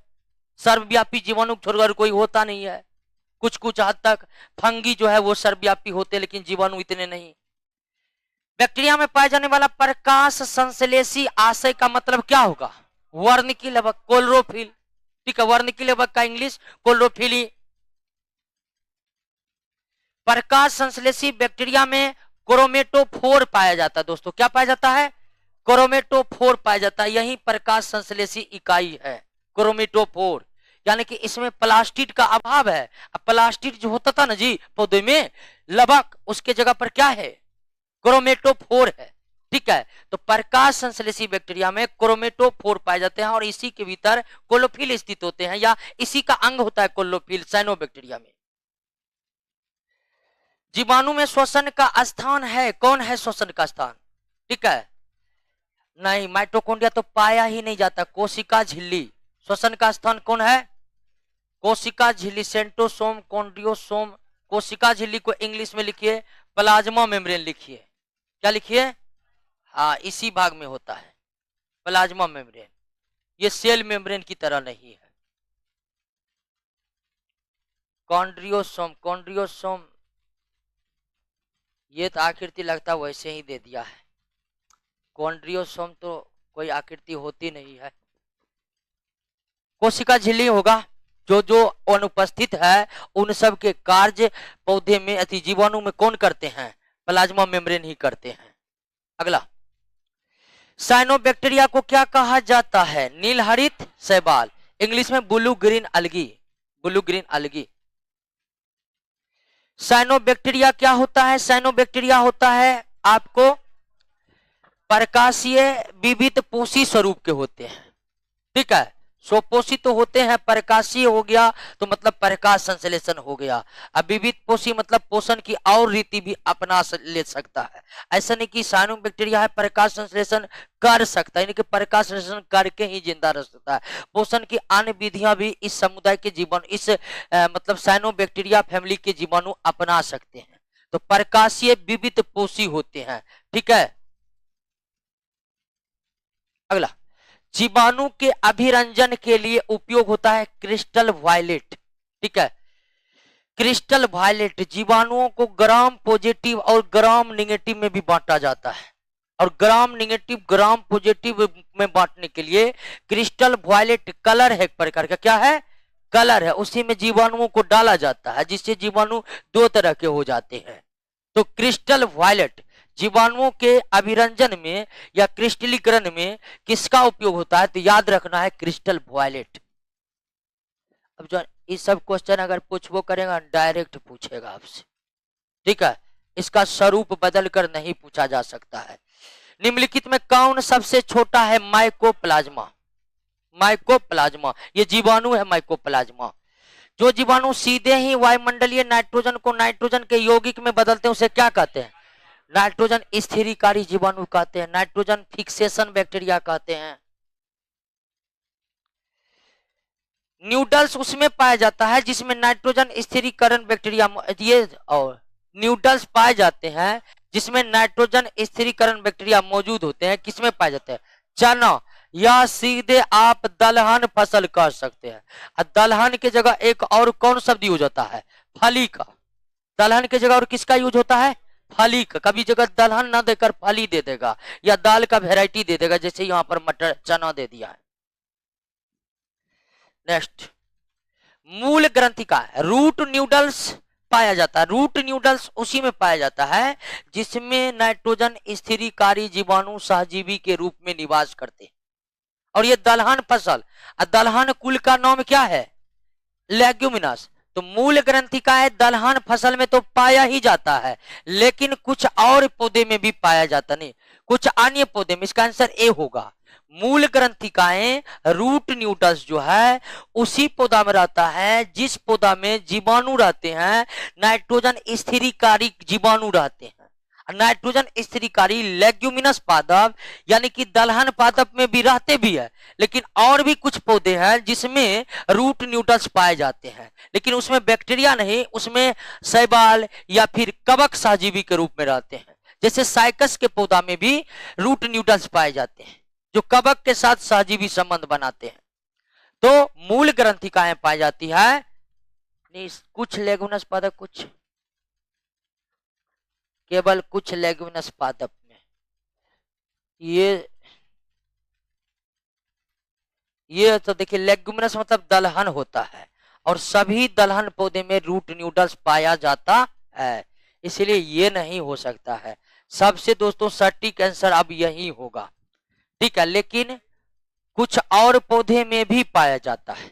फिलहाल इसका जो सबसे सटीक आंसर है ना वो सी ही होगा, ठीक है। करिए, नहीं पूछा हुआ प्रश्न है तो काहेल करिएगा। नाइट्रोजन स्थिरीकरण में निम्नांकित में कौन सी फसल सहायक है? फली फसल, यानी कौन फसल? दलहन फसल। फली फसल मतलब निम्न में कौन सा सहजीवी नाइट्रोजन यौगीकरण जीवाणु है? सहजीवी राइजोबियम है, एजेटोबैक्टर भी है, राइजोबियम भी है, एजेटोबैक्टर भी है दोस्तों। क्या निम्न में कौन सा सहजीवी? सीडोमोनास होगा ना, सीडोमोनास तो उल्टा वाला जीवाणु है, ठीक है, डिनाइट्रिफिकेशन करने वाला।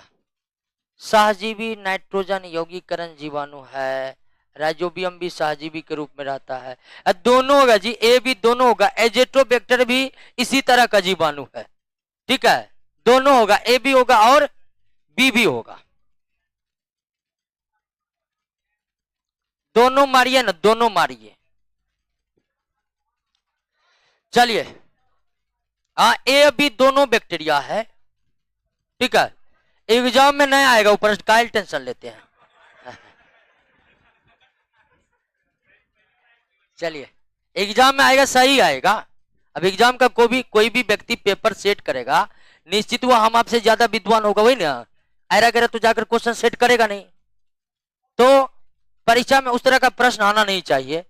132, नाइट्रोजन स्थिरीकरण में लेग हीमोग्लोबिन का कार्य क्या है? ऑक्सीजन का अवशोषण करना। लेग हीमोग्लोबिन का कार्य क्या है? ऑक्सीजन का अवशोषण करना। अधिक नमक वाले अचार में जीवाणु जीवित नहीं रह पाते हैं क्योंकि उसका क्या हो जाता है?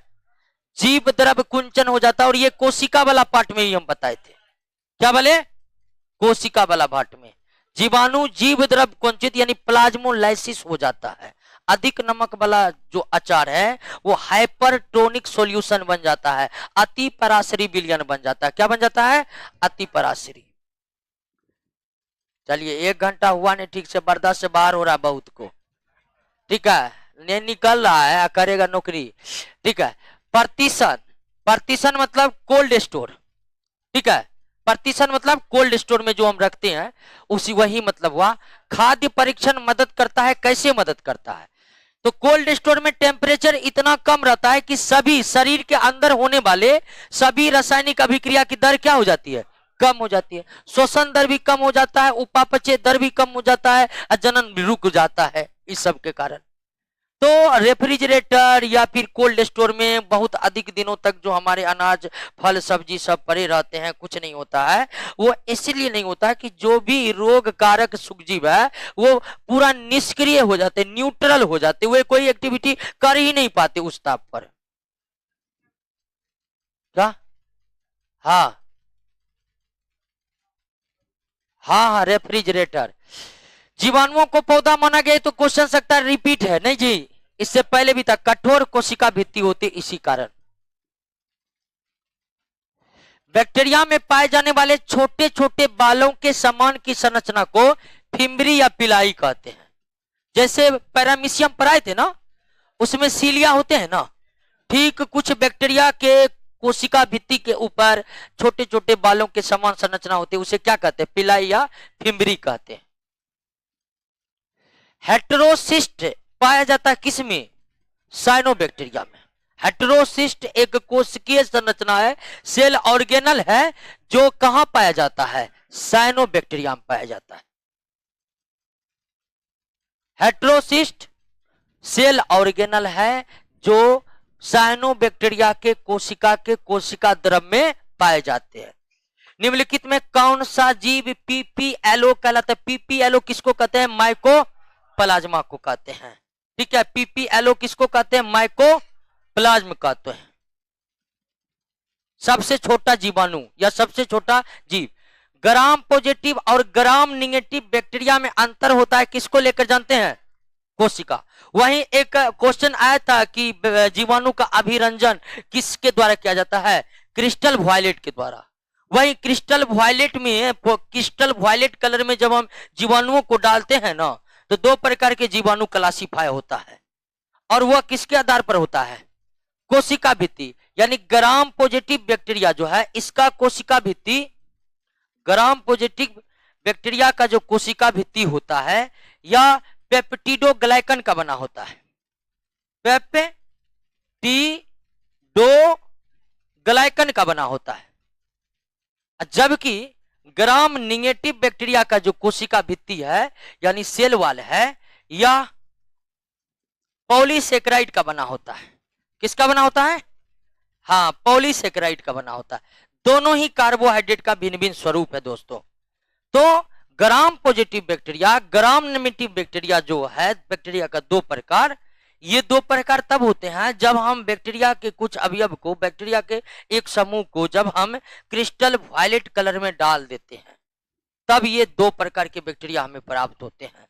तो इन दोनों में अंतर है कोशिका भित्ति को लेकर, अर्थात ग्राम पॉजिटिव कोशिका, ग्राम पॉजिटिव बैक्टीरिया में बैक्टीरिया का जो कोशिका भित्ति है वो किसका बना हुआ है? पेप्टिडोग्लाइकन का बना हुआ है, जबकि ग्राम नेगेटिव बैक्टीरिया का जो कोशिका भित्ति है किसका बना हुआ है? पॉलीसेकेराइड का बना हुआ। किसका बना हुआ है? पॉलीसेकेराइड का बना हुआ है। अगला क्वेश्चन, रिकेटेसिस किसका समूह है? बैक्टीरिया का समूह, बैक्टीरिया का ही समूह। साइनोबैक्टीरिया तथा बैक्टीरिया में समान रूप से क्या पाया जाता है? समान रूप से क्या पाया जाता है? न्यूक्लियोटाइड पाया जाता है।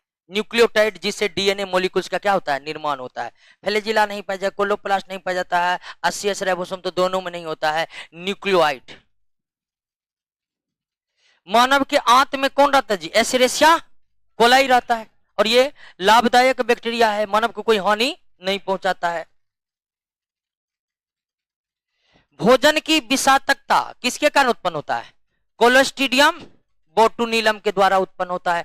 कोलोस्ट्रीडियम बोटुलिनम के द्वारा भोजन विषाक्तता, स्यूडोमोनास के कारण भी। मृदा में धान का पैदावार बनाने वाला कौन है? एनाबिना और नॉस्टॉक। एनाबिना और नॉस्टॉक, ये दोनों साइनोबैक्टीरिया है। क्या है? साइनोबैक्टीरिया है एक प्रकार का। नॉस्टॉक, एनाबिना दोनों। दही जमाने वाला कौन है दोस्तों? लैक्टोबैसिलस है। चाय की पत्तियों में क्यूरिंग के लिए यानी सुगंध बढ़ाने के लिए किसका इस्तेमाल किया जाता है? जीवाणु का इस्तेमाल किया जाता है, बैसिलस मेगाथीरियम का। चाय के पत्तियों में जीवाणु क्रिया द्वारा, ये अभी तुरंत पढ़े, क्या कहलाएगा? क्यूरिंग कहलाएगा। ठीक है। इस टैनिन चमड़ा में होता है, चमड़ा में, चमड़ा को जीवाणुओं से के सहायता से साफ करना क्या कहलाता है? टैनिन कहलाता है।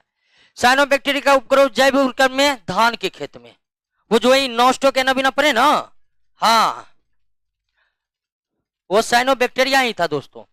स्वतंत्र जीवी, स्वतंत्र जीवी अवायवीय नाइट्रोजन स्थिरीकारक जीवाणु कौन है? कोलोस्ट्रीडियम है।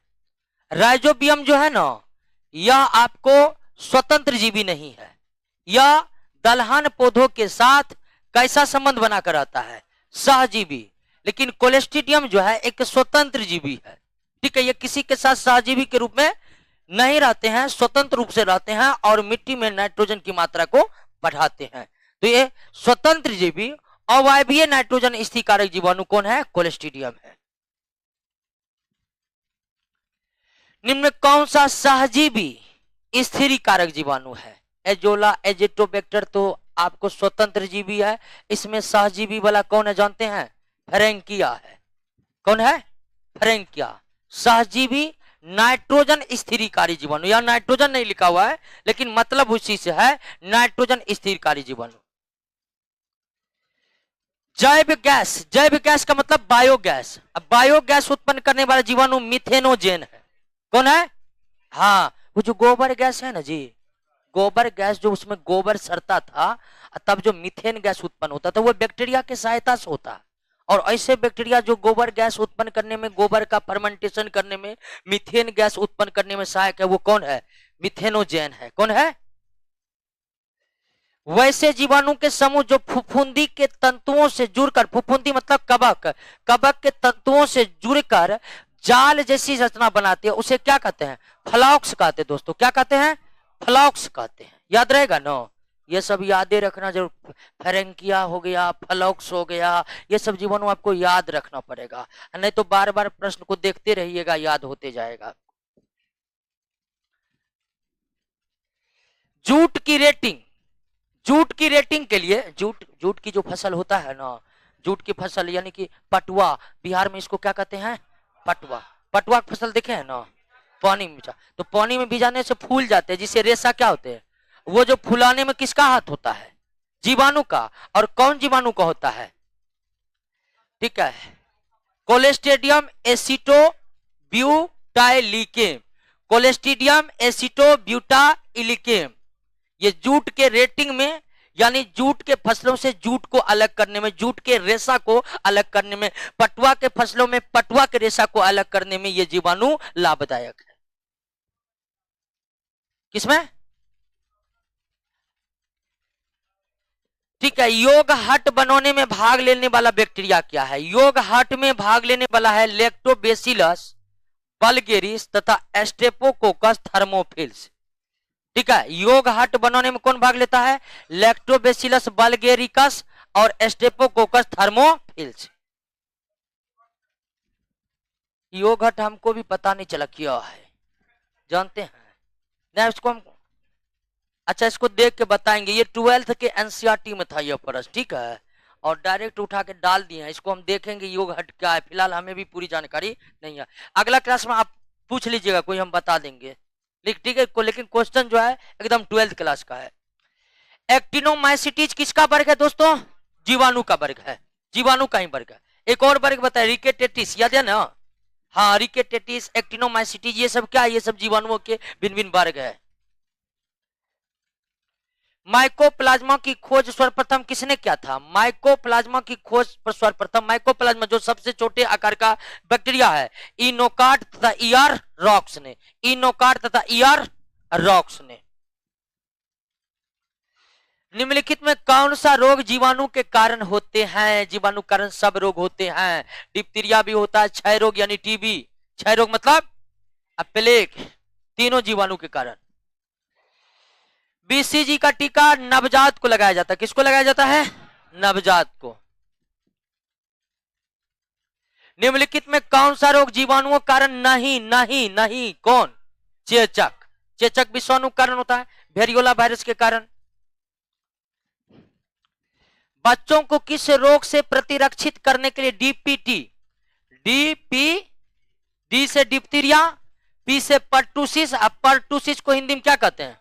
कुकुर खांसी या काली खांसी या टिटनेस। डीपीटी का टीका 3 रोग से बचने के लिए, डिप्थीरिया, टिटनेस और कुकुर खांसी। कुकुर खांसी या काली खांसी पर्टुसिस कहते हैं इंग्लिश में। तो इसमें तो आंसर यही होगा, क्योंकि डिप्थीरिया और टिटनेस तो ऑप्शन में है नहीं। निम्नलिखित में किस रोग का कारण जीवाणु है? सब सब। सुजाक यानी कि गोनेरिया जो है, गोनेरिया भी जनन अंगों पर होने वाला रोग है, ठीक है, जनन अंगों पर होने वाला रोग है। टाइफाइड, कुकुर खांसी, तीनों ही रोग जीवाणु के कारण होते हैं। कुष्ठ रोग का कारण क्या है दोस्तों? जीवाणु है। कुष्ठ रोग का कारण जीवाणु है। बहु औषधि चिकित्सा यानी multi drug therapy, multi drug therapy किसके संक्रमण के लिए? तो कुष्ठ रोग या कोढ़ रोग, कुष्ठ को ही कोढ़ भी कहते हैं। हाइजा का कारण क्या है? जीवाणु है। और कौन जीवाणु था वो भी हम पढ़े हैं, वाइब्रियो कोलेरी नामक जीवाणु। निम्नलिखित में कौन जल जनित रोग है? जल जनित रोग इसमें कौन है? हाइजा। मलेरिया मच्छर जनित रोग है, चेचक वायरस जनित रोग है, तपेदिक जो है आपको टीबी जो है वायु से फैलने वाला रोग है। मेनिंजाइटिस जीवाणुओं के द्वारा, जिसमें मस्तिष्क प्रभावित होते हैं। गर्दन तोड़ बुखार जो है जीवाणु के कारण। निम्नलिखित में किसकी पहचान? बिडाल, बिडाल परीक्षण किसके लिए? टाइफाइड के लिए, बिडाल टेस्ट टाइफाइड के लिए। काली मौत किसको कहा जाता है? प्लेग को। ये जीवाणु के द्वारा होने वाला रोग है। Black death. नींबू तथा टमाटर में कैंकर रोग किसके कारण? जीवाणु के कारण होता है। सेब और नाशपाती में निर्जा रोग, फायर ब्लाइट, किसके कारण? जीवाणु के कारण। निम्नलिखित में किसे टेटनस, टेटनस को हिंदी में धनुस्तंभ भी कहा जाता है क्योंकि शरीर धनुष की तरह मुड़ जाता है जी, ठीक है, ये किसके कारण होता है? जीवाणु के कारण। निम्नलिखित में कौन मवेशियों से एंथ्रेक्स नामक बीमारी उत्पन्न होता है? एंथ्रेक्स किसके कारण? बैक्टीरिया कारण, bacillus anthracis bacteria. Tuberculosis Mycobacterium tuberculosis bacteria के द्वारा उत्पन्न होता है। ट्यूबरकुलोसिस किसके कारण? माइकोबैक्टीरियम ट्यूबरकुलोसिस के द्वारा। प्रोकैरियोटिक के अंतर्गत आने वाले वे जीव कौन है जिनमें कोशिका भित्ति नहीं होती है? कोशिका भित्ति नहीं होती है, किसमें नहीं होती है? एक्टिनोमाइसीटीज में नहीं होता है, एक्टिनोमाइसीटीज में नहीं होता है, ठीक है। ये मोनरा किंगडम का जीव है तो प्रोकैरियोटिक होगा ही होगा, और इसमें कोशिका भित्ति नहीं होती है। याद रहेगा कि नहीं रहेगा? निम्नलिखित में कौन संक्रामक रोग नहीं है? मधुमेह, डायबिटीज। डायबिटीज ग्लूकोज की अधिकता के कारण होता है, किसी सूक्ष्मजीव के कारण नहीं होता है। जब रोग किसी सूक्ष्मजीव के कारण नहीं हो रहा है तो वह संक्रामक नहीं होगा।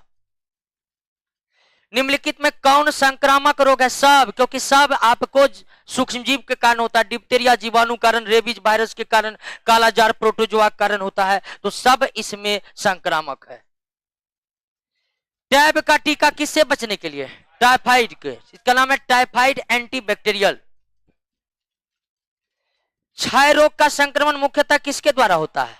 हवा के द्वारा होता है, ट्यूबरकुलोसिस, ठीक है। छींकते रहते हैं रोगी और हवा में माइकोबैक्टीरियम ट्यूबर।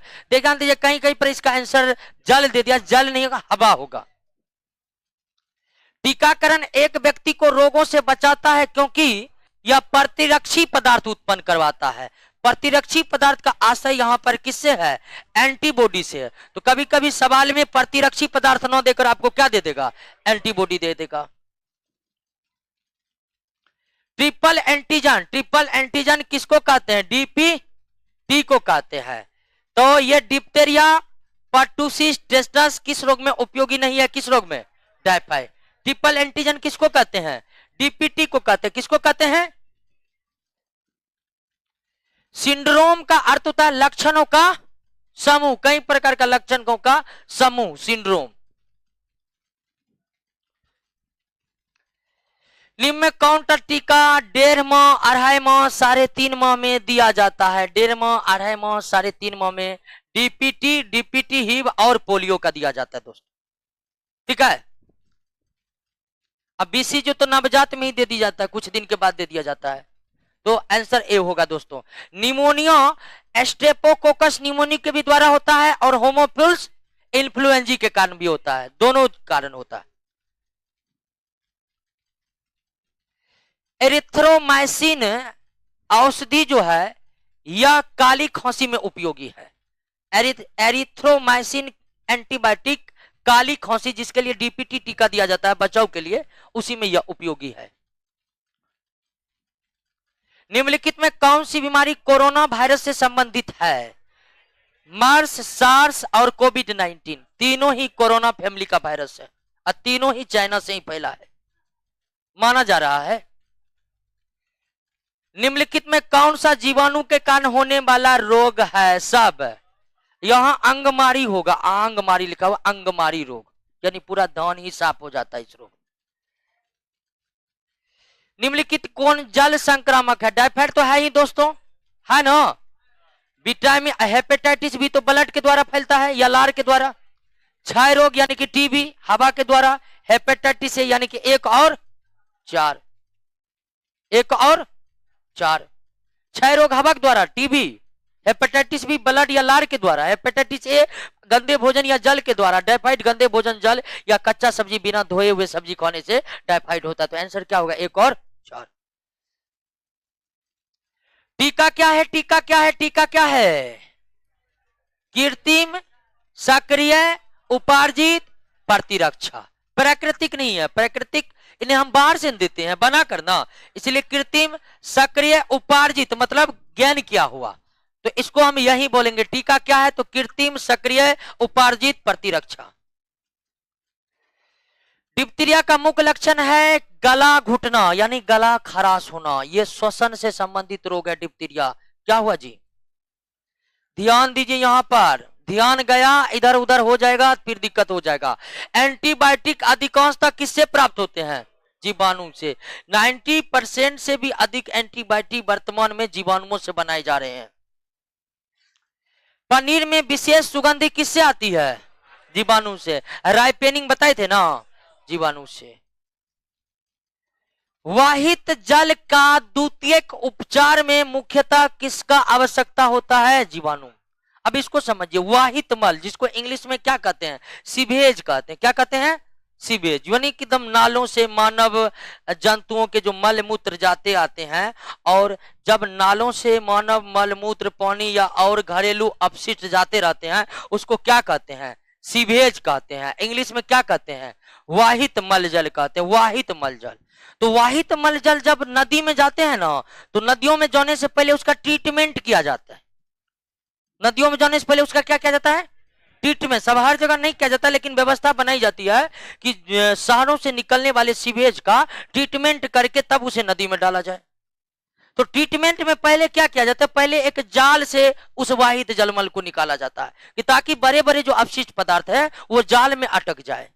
और फिर उसको एक टैंक में लिया जाता है, बड़े से टैंक में गिराया जाता है, और उस टैंक में क्या डाला जाता है, जीवाणु को। जीवाणु जितने भी अपशिष्ट रहते हैं सबका किण्वन कर देता है, फर्मेंटेशन कर देता है या सड़ा देता है, जिससे जो मल जल रहते हैं वे खाद में बदल जाते हैं, पानी ऊपर आ जाते हैं, जिसे नदी में गिरा दिया जाता है, और नीचे में वो अपशिष्ट पदार्थ जो है वो सुपर क्वालिटी का खाद बन जाता है। तो वाहित मल जल के प्राथमिक उपचार जो है जाला लगाकर किया जाता है, और द्वितीयक उपचार किससे किया जाता है, जीवाणु से। इस जीवाणुओं की सहायता से वाहित मल जल में जो अपशिष्ट पदार्थ रहते हैं उसको सड़ा कर या फर्मेंटेशन कर उसे खाद में बदल दिया जाता है। निम्नलिखित में कौन नाइट्रोजन स्थिरीकारी जीवाणु नहीं है, नहीं है, यह है बैसिलस थुरिंजियंसिस, ये नाइट्रोजन स्थिरीकारक नहीं है। अजेटोबैक्टर, अजोला, कोलेस्ट्रीडियम ये तीनों है, राइजोबियम भी।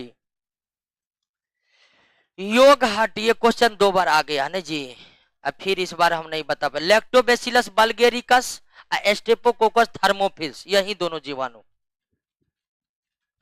95 निफ जीन किसमें पाया जाता है, राइजोबियम में। राइजोबियम में निफ जीन पाया जाता है। जीन होता है, जीन का प्रकार है, ठीक है, निफ जीन। जीन जो है लक्षणों को एक पीढ़ी से दूसरे पीढ़ी ले जाता है। तो आपको याद रखना निफ जीन जो है कौन पाया, राइजोबियम पाया जाता है, और कोई कॉन्सेप्ट नहीं है, आप समझिए। हरा प्रोटोजोआ किसको कहा जाता है, यूग्लिना को कहा जाता है। विटकर के 5 जगत वर्गीकरण में यूग्लिना कहां रखा गया है, प्रोटिस्टा में। पौधे और जंतुओं के बीच का योजक करी कौन है, यूग्लिना है। हरा प्रोटोजोआ कहते हैं इसको। यूग्लिना का प्रचलन अंग कौन है, फ्लैजिला है, फ्लैजिला है।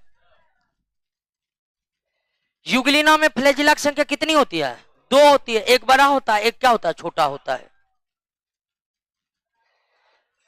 एक खत्म करेंगे, रहने दे, ऐसे सूख जाए, अल्लाह मत करिए, अल्लाह मत करिए, ऐसे सुख जीव खत्म करते हैं, क्या रहेगा, ठीक है। 80% क्वेश्चन तो आपको सीधा सीधा याद हो गया होगा, 20% में कुछ दिक्कत होगा, वो हम बोल रहे हैं। तो एकदम फिर आगे नया चैप्टर चालू करेंगे। बायोलॉजी आपको बहुत पढ़ना है, ठीक है। इसीलिए ऐसे सूक्ष्मजीव को क्या कहते हैं, जिनमें जंतुओं तथा कवक दोनों वर्गों के गुण। जंतु और कवक के लिए कौन, स्लाइम मोड, ठीक है। अब पौधा और जंतु के लिए, यहां पर पौधा और जंतु नहीं है, जंतु और क्या है, कवक। इसे क्या कहते हैं, स्लाइम मोल्ड कहते हैं। हाँ, स्लाइम मोल्ड को आप देखे होंगे। ब्रेड लीजिए और ब्रेड को छोड़ दीजिए, ब्रेड का एक्सपायरी डेट 3-4 दिन या 10 दिन तक का रहता है। 10 दिन जैसे एक्सपायरी डेट खत्म होगा, देखिएगा उस पर उग जाता है छोटा छोटा, वही है स्लाइम मोल्ड। स्लाइम मोल्ड किस जगत का है, प्रोटिस्टा जगत का। स्लाइम मोल्ड किस जगत का है, चप्पल की आकृति का कौन होता है? पैरामीशियम होता है। पैरामीशियम किस वर्ग का प्रोटोजोआ है? पैरामीशियम में सीलियन होता है। प्रचलन अंग क्या है? इसीलिए जितने में सीलिया प्रचलन अंग है वो सीलिएटेड में आता है। पैरामीशियम का प्रचलन अंग कौन है? सीलिया है। मलेरिया बुखार पैदा करने वाला कौन है? प्लाज्मोडियम। प्लाज्मोडियम का जीवन चक्र कितने में? 2। एनाफिलीज मच्छर और मानव। मानव प्रधान पोषक कहलाता है। मच्छर मलेरिया परजीवी का जीवन चक्र किसने खोजा था? रोनाल्ड रोस ने खोजा था। मैलिग्नेंट यानी कि हड्डी तोड़ बुखार वाला मलेरिया, हड्डी तोड़ वाला बुखार मलेरिया बुखार जो किसके कारण? प्लाज्मोडियम फैलसीपेरम के द्वारा। बार बार कपकपी के साथ तेज बुखार कौन? मलेरिया। मलेरिया में 3 स्टेप वाला बताए थे ना, ठंडा गर्मी पसीना, ठंडा गर्मी। मलेरिया के रोगी को हर 24 घंटे 72 घंटे बाद आता है। प्लाज्मोडियम की संक्रमित अवस्था मेरोजोइट है, एस्पेरोजोइट है, दोनों है। एस्पेरोजोइट अवस्था मच्छर में, मेरोजोइट अवस्था मानव के रक्त में, दोनों ही अवस्था संक्रमित है। मलेरिया मादा एनोफिलीज से फैलता है। इसका खोज किसने किया था? रोनाल्ड हॉर्स ने। मलेरिया किसके द्वारा एक व्यक्ति से दूसरे व्यक्ति, तो ये किसके द्वारा जी? एनाफिलीज मच्छर के द्वारा। अगला घातक मलेरिया। घातक मलेरिया प्लाज्मोडियम मलेरियाई से फैलते हैं। किससे फैलते हैं? प्लाज्मोडियम मलेरियाई से। मैलिग्नेंट मलेरिया, मलेरिया प्लाज्मोडियम फैलसीपेरम से। ध्यान दीजिएगा, मलेरिया में प्रभावित होने वाला अंग कौन है? पिल्हा, या पिल्हा नहीं रहेगा ना ऑप्शन में, रक्त। दूसरा क्या दीजिएगा? रक्त ही प्रभावित होता है, क्योंकि मलेरिया का मूल रूप से रक्त का हीमोग्लोबिन नष्ट होता है। अगला, मलेरिया तथा डेंगू में निम्नांकित में क्या समानता नहीं है? मच्छर प्रजाति, ठीक है। डेंगू एडिज एजिप्टी मच्छर के कारण, अब मलेरिया एनोफिलीज मच्छर के कारण। और दोनों में बुखार होता है, दोनों मच्छरों के काटने से होता है, दोनों मानव में होता है, लेकिन दोनों की फैलाने वाला मच्छर प्रजाति एक नहीं है। तो कह रहा क्या समानता नहीं है? तो मच्छर प्रजाति की समानता नहीं है। रोगों को फैलाने वाले कीटों या मच्छरों को वेक्टर कहते हैं। क्या कहते हैं दोस्तों? वेक्टर कहते हैं। निम्नलिखित में कौन सा तीव्र जठरांत संबंधी संक्रमण, गैस्ट्रो इंटेस्टाइनल इन्फेक्शन, ये हैजा में होता है? यानी कह रहा है कि बार बार दस्त वाला जो बीमारी होता है वो कौन है? वो हैजा है दोस्तों। मानव में बैक्टीरिया के संक्रमण का सबसे आम इलाज एंटीबायोटिक दवा। बैक्टीरिया से संबंधित रोग का सबसे आम इलाज एंटीबायोटिक है दोस्तों। कालाजार लिस्मेनिया के कारण ना, लिस्मेनिया के कारण होता है, प्रोटोजोआ है। कालाजार रोग का कारण लिस्मेनिया दोनों भेनी होगा दोस्तों, दोनों भेनी गड़बड़ा गया है। प्रोटोजोआ का संक्रमण ये किसके कारण होता है? सैंड फला या बालू मक्खी।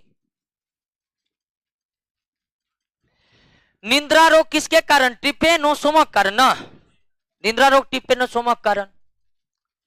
परजीवी प्रोटोजोआ ट्रिपेनोसोमा गैम्बियंस एक मनुष्य से दूसरे मनुष्य में किसके द्वारा फैलता है? सीसी मक्खी के द्वारा। किसके मक्खी के द्वारा? सीसी मक्खी के द्वारा। इंग्लिश में इस तरह लिखते हैं, टी साइलेंट हो जाता है। निम्नलिखित में किस परजीवी प्रोटोजोआ को जीवन चक्र पूरा करने हेतु दो जीवन चक्र दोनों चाहिए? सबको एक मच्छर चाहिए, एक मानव चाहिए, तो दोनों तीनों हो जाएगा दोस्तों। इनमें से सभी। मनुष्य के शरीर में एंट अमीबा हिस्टोलाइटिका कहां पाया जाता है? आंत में पाया जाता है। अमीबिया या पेचिस रोग फैलाता है। बर्दाश्त नहीं हो रहा है? चलिए चलिए, नौकरी करना है ना। हाँ, अभी बहुत कम हुआ है। ऐसा से मिलाएंगे, 5-5 घंटा बैठल रहता है। होश होने देगा? बैठे रहिए आराम से, समाप्त होने दीजिए। पेचिस या अमीबियासी के लिए प्रोटोजोआ कौन है? एंट अमीबा। जिसको दर्द हो रहा है बैठिए, और नौकरी का ज्वाइनिंग लेटर आ जाएगा तब याद करिएगा, बड़ी मजा आएगा। ठीक है, हल्ला मत करिए। ठीक है। आइए दोस्तों, एंट अमीबा हिस्टोलाइटिका के संक्रमित अवस्था को क्या कहते हैं? संक्रमित अवस्था, इसको छोड़ दीजिए दोस्तों, इसको बाद में देखेंगे, ठीक है, इसको बाद में देखेंगे, ठीक है। उसका आंसर हमें मिल नहीं पाया तो उसको हम देखेंगे बाद में, ठीक है। निम्नलिखित में किसकी आकृति निश्चित नहीं होती है तथा आकृति पल पल बदलते रहती है? किसके कारण? अमीबा कारण। अमीबा का प्रचलन अंग क्या है? कूटपाद है, कूटपाद है। अमीबा में कूटपाद भोजन ग्रहण करने के लिए भी और प्रचलन, दोनों के लिए उपयोगी है दोस्तों, दोनों के लिए। मलेरिया परजीवी तथा अमीबा को किस रंग में? ये प्रोटोजोआ है दोस्तों, क्या है? प्रोटोजोआ है। मनुष्य के आंत में रहने वाला एक कोशिकीय होगा, यहां पर एक कोशिकीय अरोग, मतलब जो रोग उत्पन्न नहीं करता है। तो रोग उत्पन्न नहीं करने वाला कौन है? इकोलाई। इकोलाई ये प्रोटोजोआ भी दोस्तों, इससे मिलता जुलता नाम एक जीवाणु का भी है, ठीक है। तो ये एंट अमीबा कोलाई था, ये क्या था? प्रोटोजोआ का नाम एंट अमीबा कोलाई है, जीवाणु के नाम एसिरिसिया कोलाई है। तो कंफ्यूज ना होना है कि जीवाणु बैक्टीरिया दोनों एक ही तो है। तो प्रोटोजोआ के नाम में भी कोलाई है और जीवाणु के नाम में भी कोलाई है, और दोनों ही मानव शरीर के लिए लाभदायक है। निम्नलिखित में कौन सा प्रोटोजोआ प्रकाश उत्पन्न करता है? नॉक्टिल्यूका। नॉक्टिल्यूका ऐसे प्रोटोजोआ है जो प्रकाश उत्पन्न करता है। निम्नलिखित में कौन सा प्रकाश संश्लेषी प्रोटोजोआ है? सभी। डायनोफेले, जिलेटस, डाइटम और यूग्लिनाइड तीनों ही एक कोश के जीव है, प्रोटिस्टा फाइलम का है, और तीनों में ही प्रकाश संश्लेषण होता है।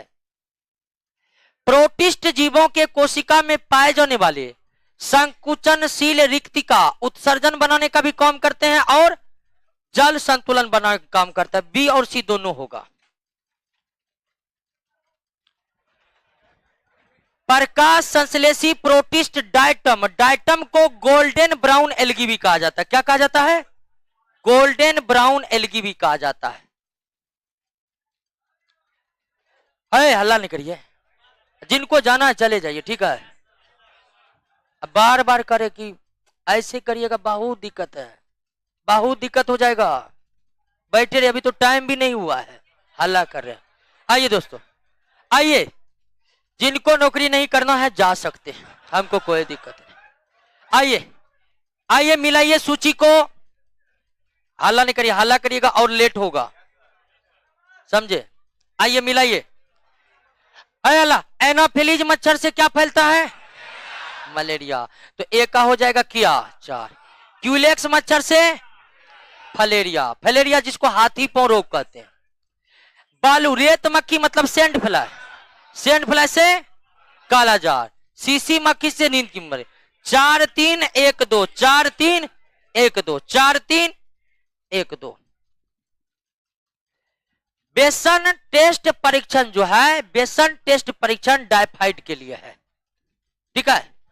बेसन टेस्ट परीक्षण किसके लिए है? डायफाइड के लिए है। नहीं, दूसरा है। डायफाइड में कौन से अंग प्रभावित होते हैं दोस्तों? आंत प्रभावित होते। कौन प्रभावित होते हैं? आंत।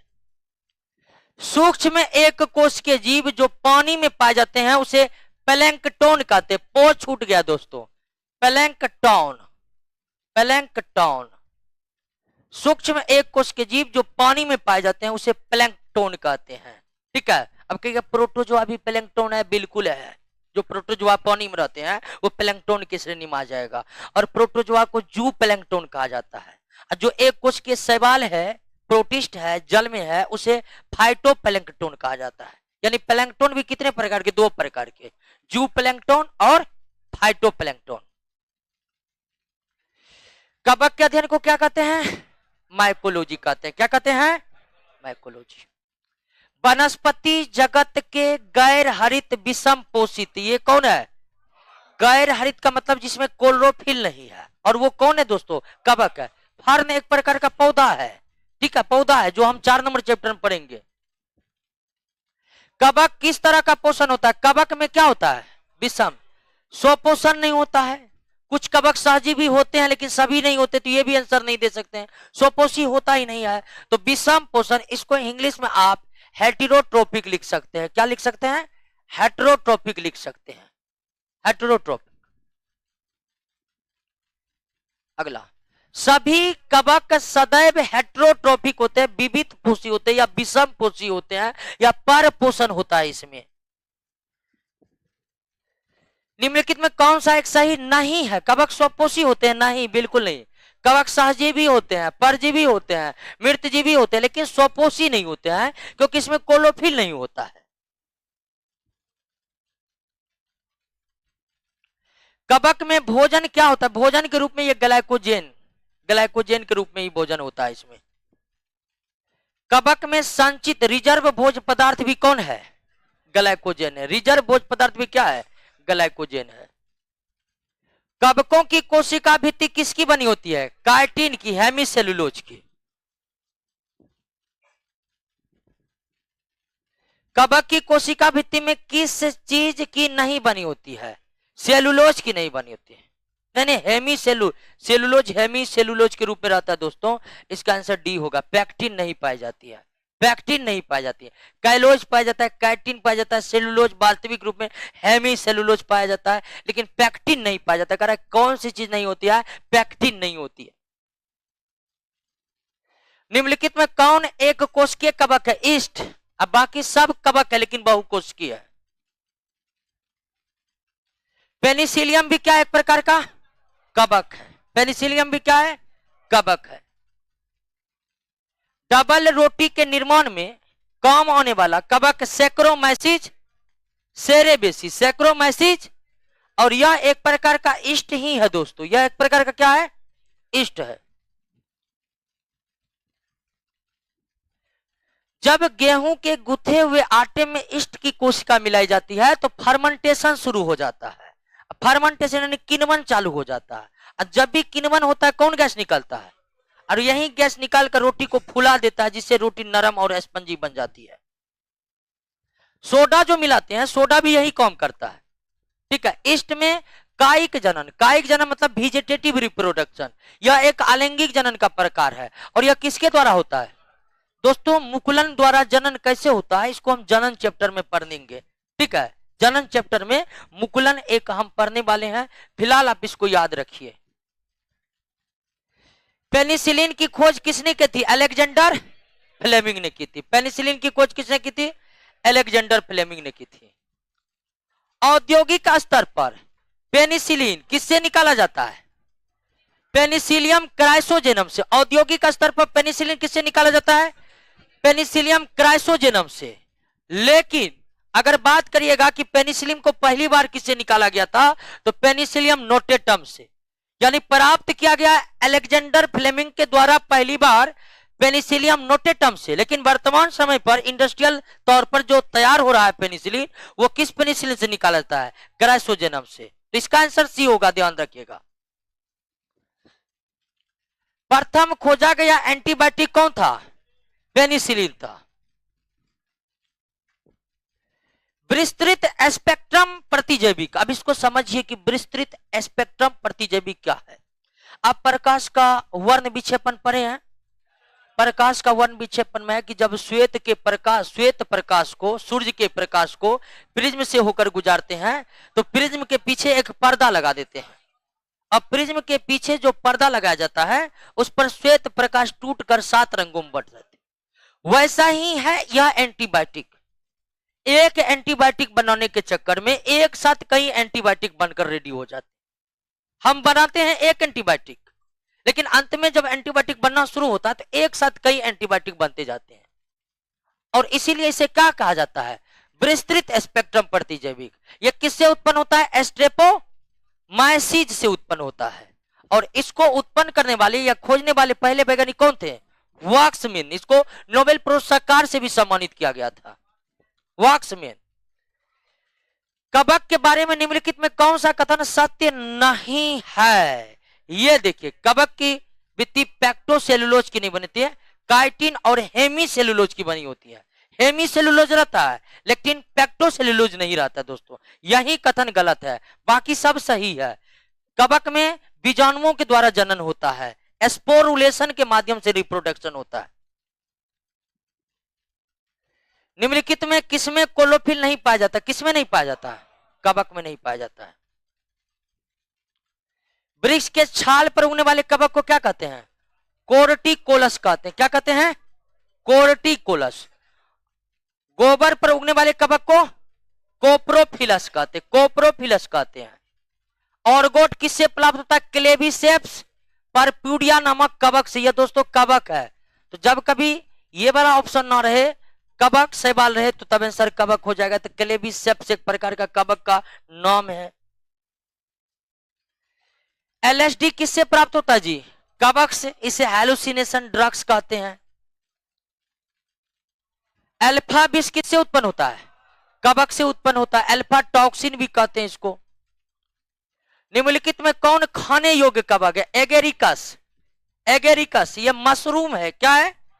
हाँ, मशरूम की कई जातियां हैं जिसमें कुछ हानिकारक है, विषैले हैं, और कुछ खाने योग्य है। खाने योग्य में एगेरिकस एक है आपको, रोमेरिया कलेबेसिया, ये भी हम आपको बताए थे खाने वाला मशरूम है। मशरूम क्या है? कवक। सामान्य खाद्य छत्र। खाद्य छत्र गोबर छत्ता देखे हैं? ठीक है, गोबर छत्ता जो रहता है, इसी के बारे में पूछ रहा है। तो सामान्य खाद्य छत्र क्या होता है? कस कर ठसाठस भरे कवक जाल, यानी कि इसका शरीर में एकदम कवक जाल जो है गुथे हुए रहते हैं। ठीक है, तो ये कवक सामान्य खाद्य छत्रक मशरूम को कहा जाता है। आइए, निम्नलिखित में कौन सा एक कवक उच्च पादपों की जड़ों के बीच कार्यात्मक संबंध को दर्शाता है? माइकोराजा। कुछ कवक जो है पौधों के जड़ों के साथ सहजीवी संबंध बनाते हैं। किस लिए? तो नाइट्रोजन स्थिरीकरण करने के लिए। तो कुछ कवक कुछ बड़े बड़े वृक्षों वाले पौधे के जड़ों से जो सहजीवी संबंध बनाते हैं, उसी को इंग्लिश में क्या कहा जाता है? माइकोराइजा कहा जाता है। अगला क्वेश्चन पाते हैं। एस्परजिलस कवक किस बनाने में उपयोग होता है? पनीर बनाने में। कवक में क्या नहीं होता? प्लास्टिड यानी लवक नहीं होता है। लवक नहीं होने से क्लोरोफिल भी नहीं होता है। जैव सक्रिय अणु साइक्लोएस्पोरिन ए किससे बनाया जाता है? कवक से बनाया जाता है। याद रहेगा ना, साइक्लोएस्पोरिन ए, ऑर्गोट, एलएसडी, ये तीन पदार्थ बताए हैं जो कवक से निकाले जाते हैं। एलएसडी, ऑर्गोट और साइक्लोएस्पोरिन ए। मानव रुधिर में कोलेस्ट्रॉल के स्तर को घटाने के लिए जो एस्टेटिन नामक ड्रग बनाए जाते हैं, वे ईस्ट से बनाए जाते हैं। ईस्ट क्या है? तो एक प्रकार का कवक है, एक कोशिकीय कवक है।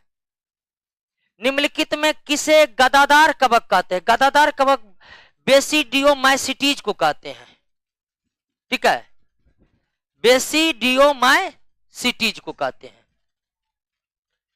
बायोफॉर्म का इस्तेमाल पेचिस रोग में किया जाता है। किस रोग में? पेचिस रोग में। वही एंटमीबा हिस्टोलाइटिका का कारण जो पेचिस रोग होता है, उसी में ये दवाई इस्तेमाल होता है। दांत की बीमारी किसकी बीमारी? दाद खाज, ये सब कवक के द्वारा होने वाला बीमारी है, दाद खाज। आलू का लेट ब्लाइंड रोग कवक के कारण होता है। और कौन कवक के कारण होता है? फाइटोप्थोरा इन्फेंटेंस के कारण होता है। गन्ने में लाल सड़न रोग किसके कारण होता है? कवक के कारण होता है। लाल सड़न रोग कवक के कारण होता है। मूंगफली का टिक्का रोग किसके कारण? कवक कारण। चलिए, मूंगफली में होने वाले टिक्का रोग के लिए उत्तरदायी कवक है सार्कोप्सोरा पर्सोनेटा। सार्कोप्सोरा पर्सोनेटा। अरे अल्लाह ने कहा, गन्ने में लाल सड़न के लिए उत्तरदायी है, गन्ने में लाल से फाइटोप्थोरा इन्फेंटस। फाइटोप्थोरा इन्फेंटस। पादप होने वाले रोग में सबसे उत्तरदायी कारण क्या है? फफूंद। सबसे उत्तरदायी कारण क्या है? फफूंद। पौधे में आर्द्र पतन रोग, यानी कि पौधा में पत्तियां गिरने वाला रोग, बेमौसम अगर पत्तियां गिर जाते हैं, तो ये पीथियम डिबेरियनम के द्वारा होता है। और ये कवक है दोस्तों। पीथियम डिबेरिनियम क्या है? कवक है। कैंसर शब्द ग्रीक के कार्सिनोस से उत्पन्न हुआ है। जिसका अर्थ क्या होता है? केकड़ा होता है। कैंसर रोग कारकों को कार्सिनोजेंस कहते हैं। कैंसर रोग के कारण को क्या कहते हैं? कार्सिनो।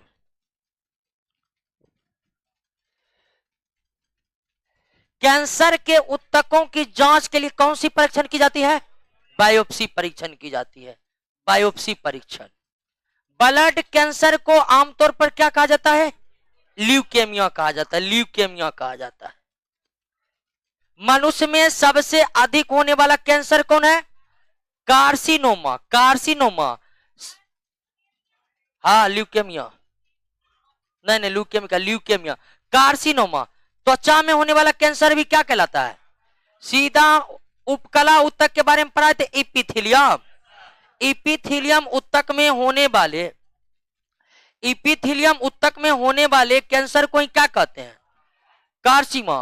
और लासिका, ठीक है, लासिका के बारे में पढ़ाए थे। लिम्फ, लिम्फ के बारे में पढ़ाए थे उत्तक वाले चैप्टर में, याद कीजिए। लासिका उत्तक के कैंसर को क्या कहते हैं? लिम्फोमा।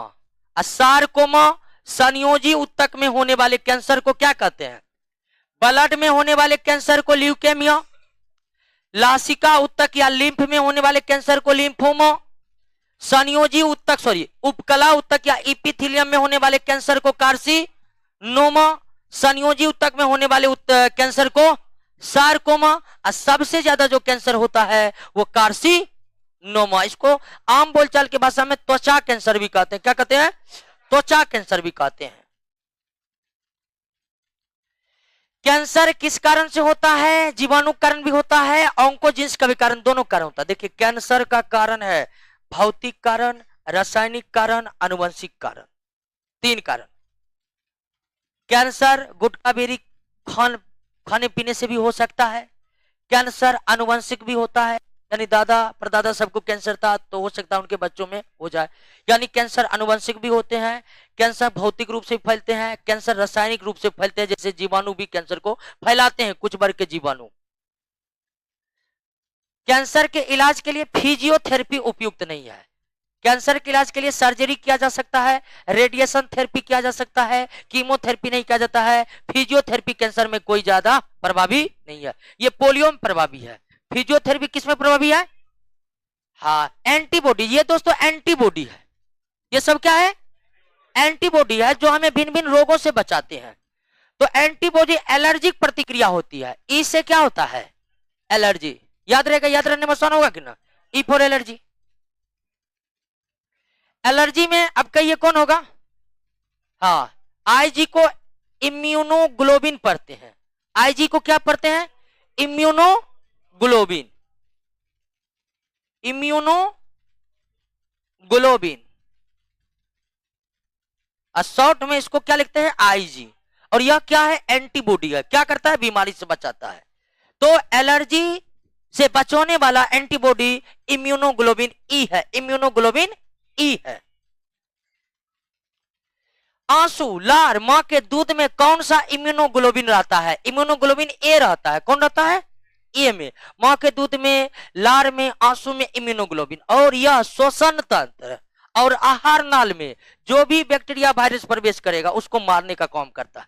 ठीक है, इसीलिए बच्चों के लिए मां का दूध सर्वोत्तम आहार होता है। क्यों? तो ताकि उसे आहार नाल में और श्वसन तंत्र में कोई भी संक्रमण होगा ना तो वह संक्रमण से बचा लेगा। अगर बच्चा मां का दूध पी रहा है, अगर मां के दूध के अतिरिक्त सेवन बच्चों को करवाया जा रहा है तो कभी भी वो बीमारियों से ग्रसित हो सकता है और उसमें इस प्रकार का एंटीबॉडी नहीं रहेगा। ठीक है, हाँ कुछ गाय के दूध में इस प्रकार का एंटीबॉडी पाया जाता है, सभी गाय के दूध में नहीं पाया जाता है। ठीक है, सबसे बड़े आकार का इम्यूनोग्लोबिन है इम्यूनोग्लोबिन एम। सबसे बड़े आकार का कौन है? यानी जितने भी प्रकार का इम्यूनोग्लोबिन है उनमें सबसे बड़ा कौन है? एम है। बाहरी कोशिका को नष्ट करने का काम एम और जी करते हैं। एम और यही दोनों इम्यूनोग्लोबिन सबसे ज्यादा होते हैं हमारे शरीर में। सबसे ज्यादा मात्रा में पाए जाने वाला इम्यूनोग्लोबिन कौन है? आईजी, इम्यूनोग्लोबिन जी, सबसे ज्यादा मात्रा में। हाँ इम्यूनोग्लोबिन जी। एलर्जेंस क्या होते हैं? एलर्जेंस संक्रामक होते हैं और इम्यूनोग्लोबिन ई के सेक्रेशन को बढ़ाते हैं, सेक्रेशन यानी स्रवण को बढ़ाते हैं, ताकि एलर्जी वाली प्रक्रिया जो हमारे शरीर में हो रही है वो रुक जाए। अगला, टी लिम्फोसाइट थाइमस में उत्पन्न होते हैं। टी लिम्फोसाइट कहां उत्पन्न होते हैं? और ये एंटीबॉडी का निर्माण करवाते हैं। अब बी लिम्फोसाइट कहां उत्पन्न होता है? अस्थि, हाँ, टी लिम्फोसाइट थाइमस में, अब बी लिम्फोसाइट अस्थि मज्जा में। और ध्यान दीजिए, अगर टी लिम्फोसाइट उत्पन्न होता है, थाइमस नहीं है ऑप्शन में, तब उसका भी आंसर हम क्या देंगे? अस्थि मज्जा ही देंगे। अगर थाइमस नहीं रहेगा तब आंसर क्या देंगे? सबसे बड़ा जीवाणु कौन है? सबसे बड़ा जीवाणु, सबसे बड़ा जीवाणु है थियो मार्गेरिटा नेमीबियनिस, ठीक है। सबसे छोटा माइकोप्लाज्मा। प्रोटोजोआ शब्द का सर्वप्रथम यूज किसने किया था? गोल्ड फ्लक्स ने। चलिए दोस्तों, खत्म हो गया। अरे ध्यान दीजिए, ध्यान दीजिए, 302 क्वेश्चन है, तो हो सकता है बीच में एक दो मिस्टेक हो गया हो, ठीक है। हल्ला कर रहे थे आप लोग, बहुत लोग, ठीक है। तो जिसमें कंफ्यूजन होगा व्हाट्सएप कर दीजिएगा, हम देख लेंगे। लेकिन कोई कंफ्यूजन, लेकिन फिर भी लगता है एक दो गलत हो सकता है। चलिए, WhatsApp Telegram number, Telegram channel पर डाला हुआ, खोज के निकालिएगा, ठीक है।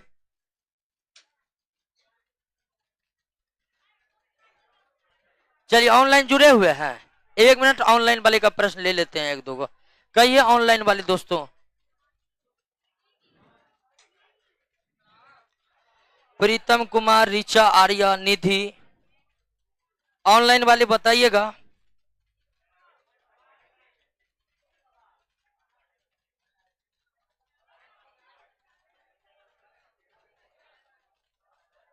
कुंदन कुमार,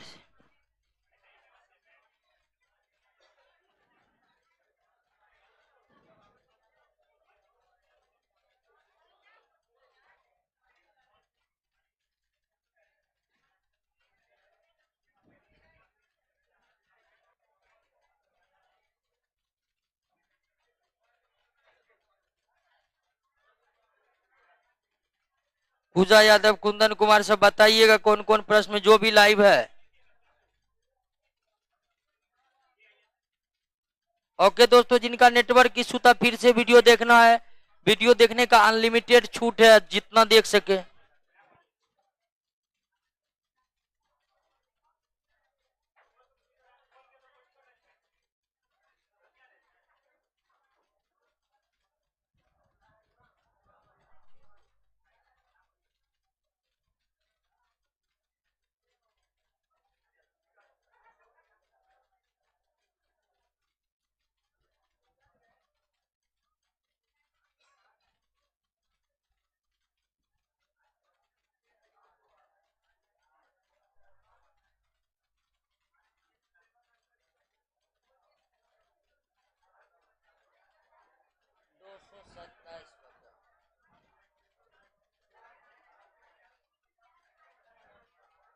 ऐ 227 निकालिए तो।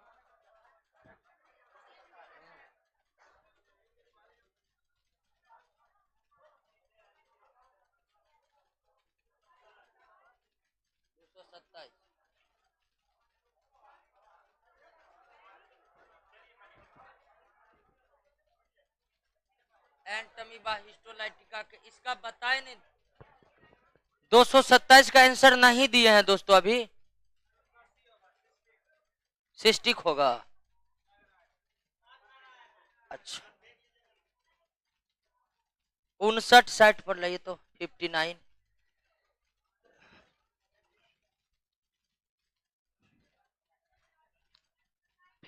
हाइट हाइट तो रख, कौन 59 पूछे हैं जी?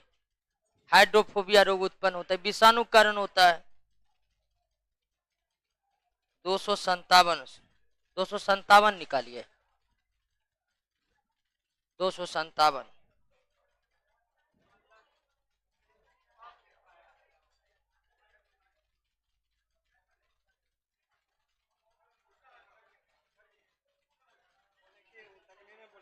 अच्छा, बाद में देखेंगे, बाद में देखेंगे, बाद में देखेंगे। 257।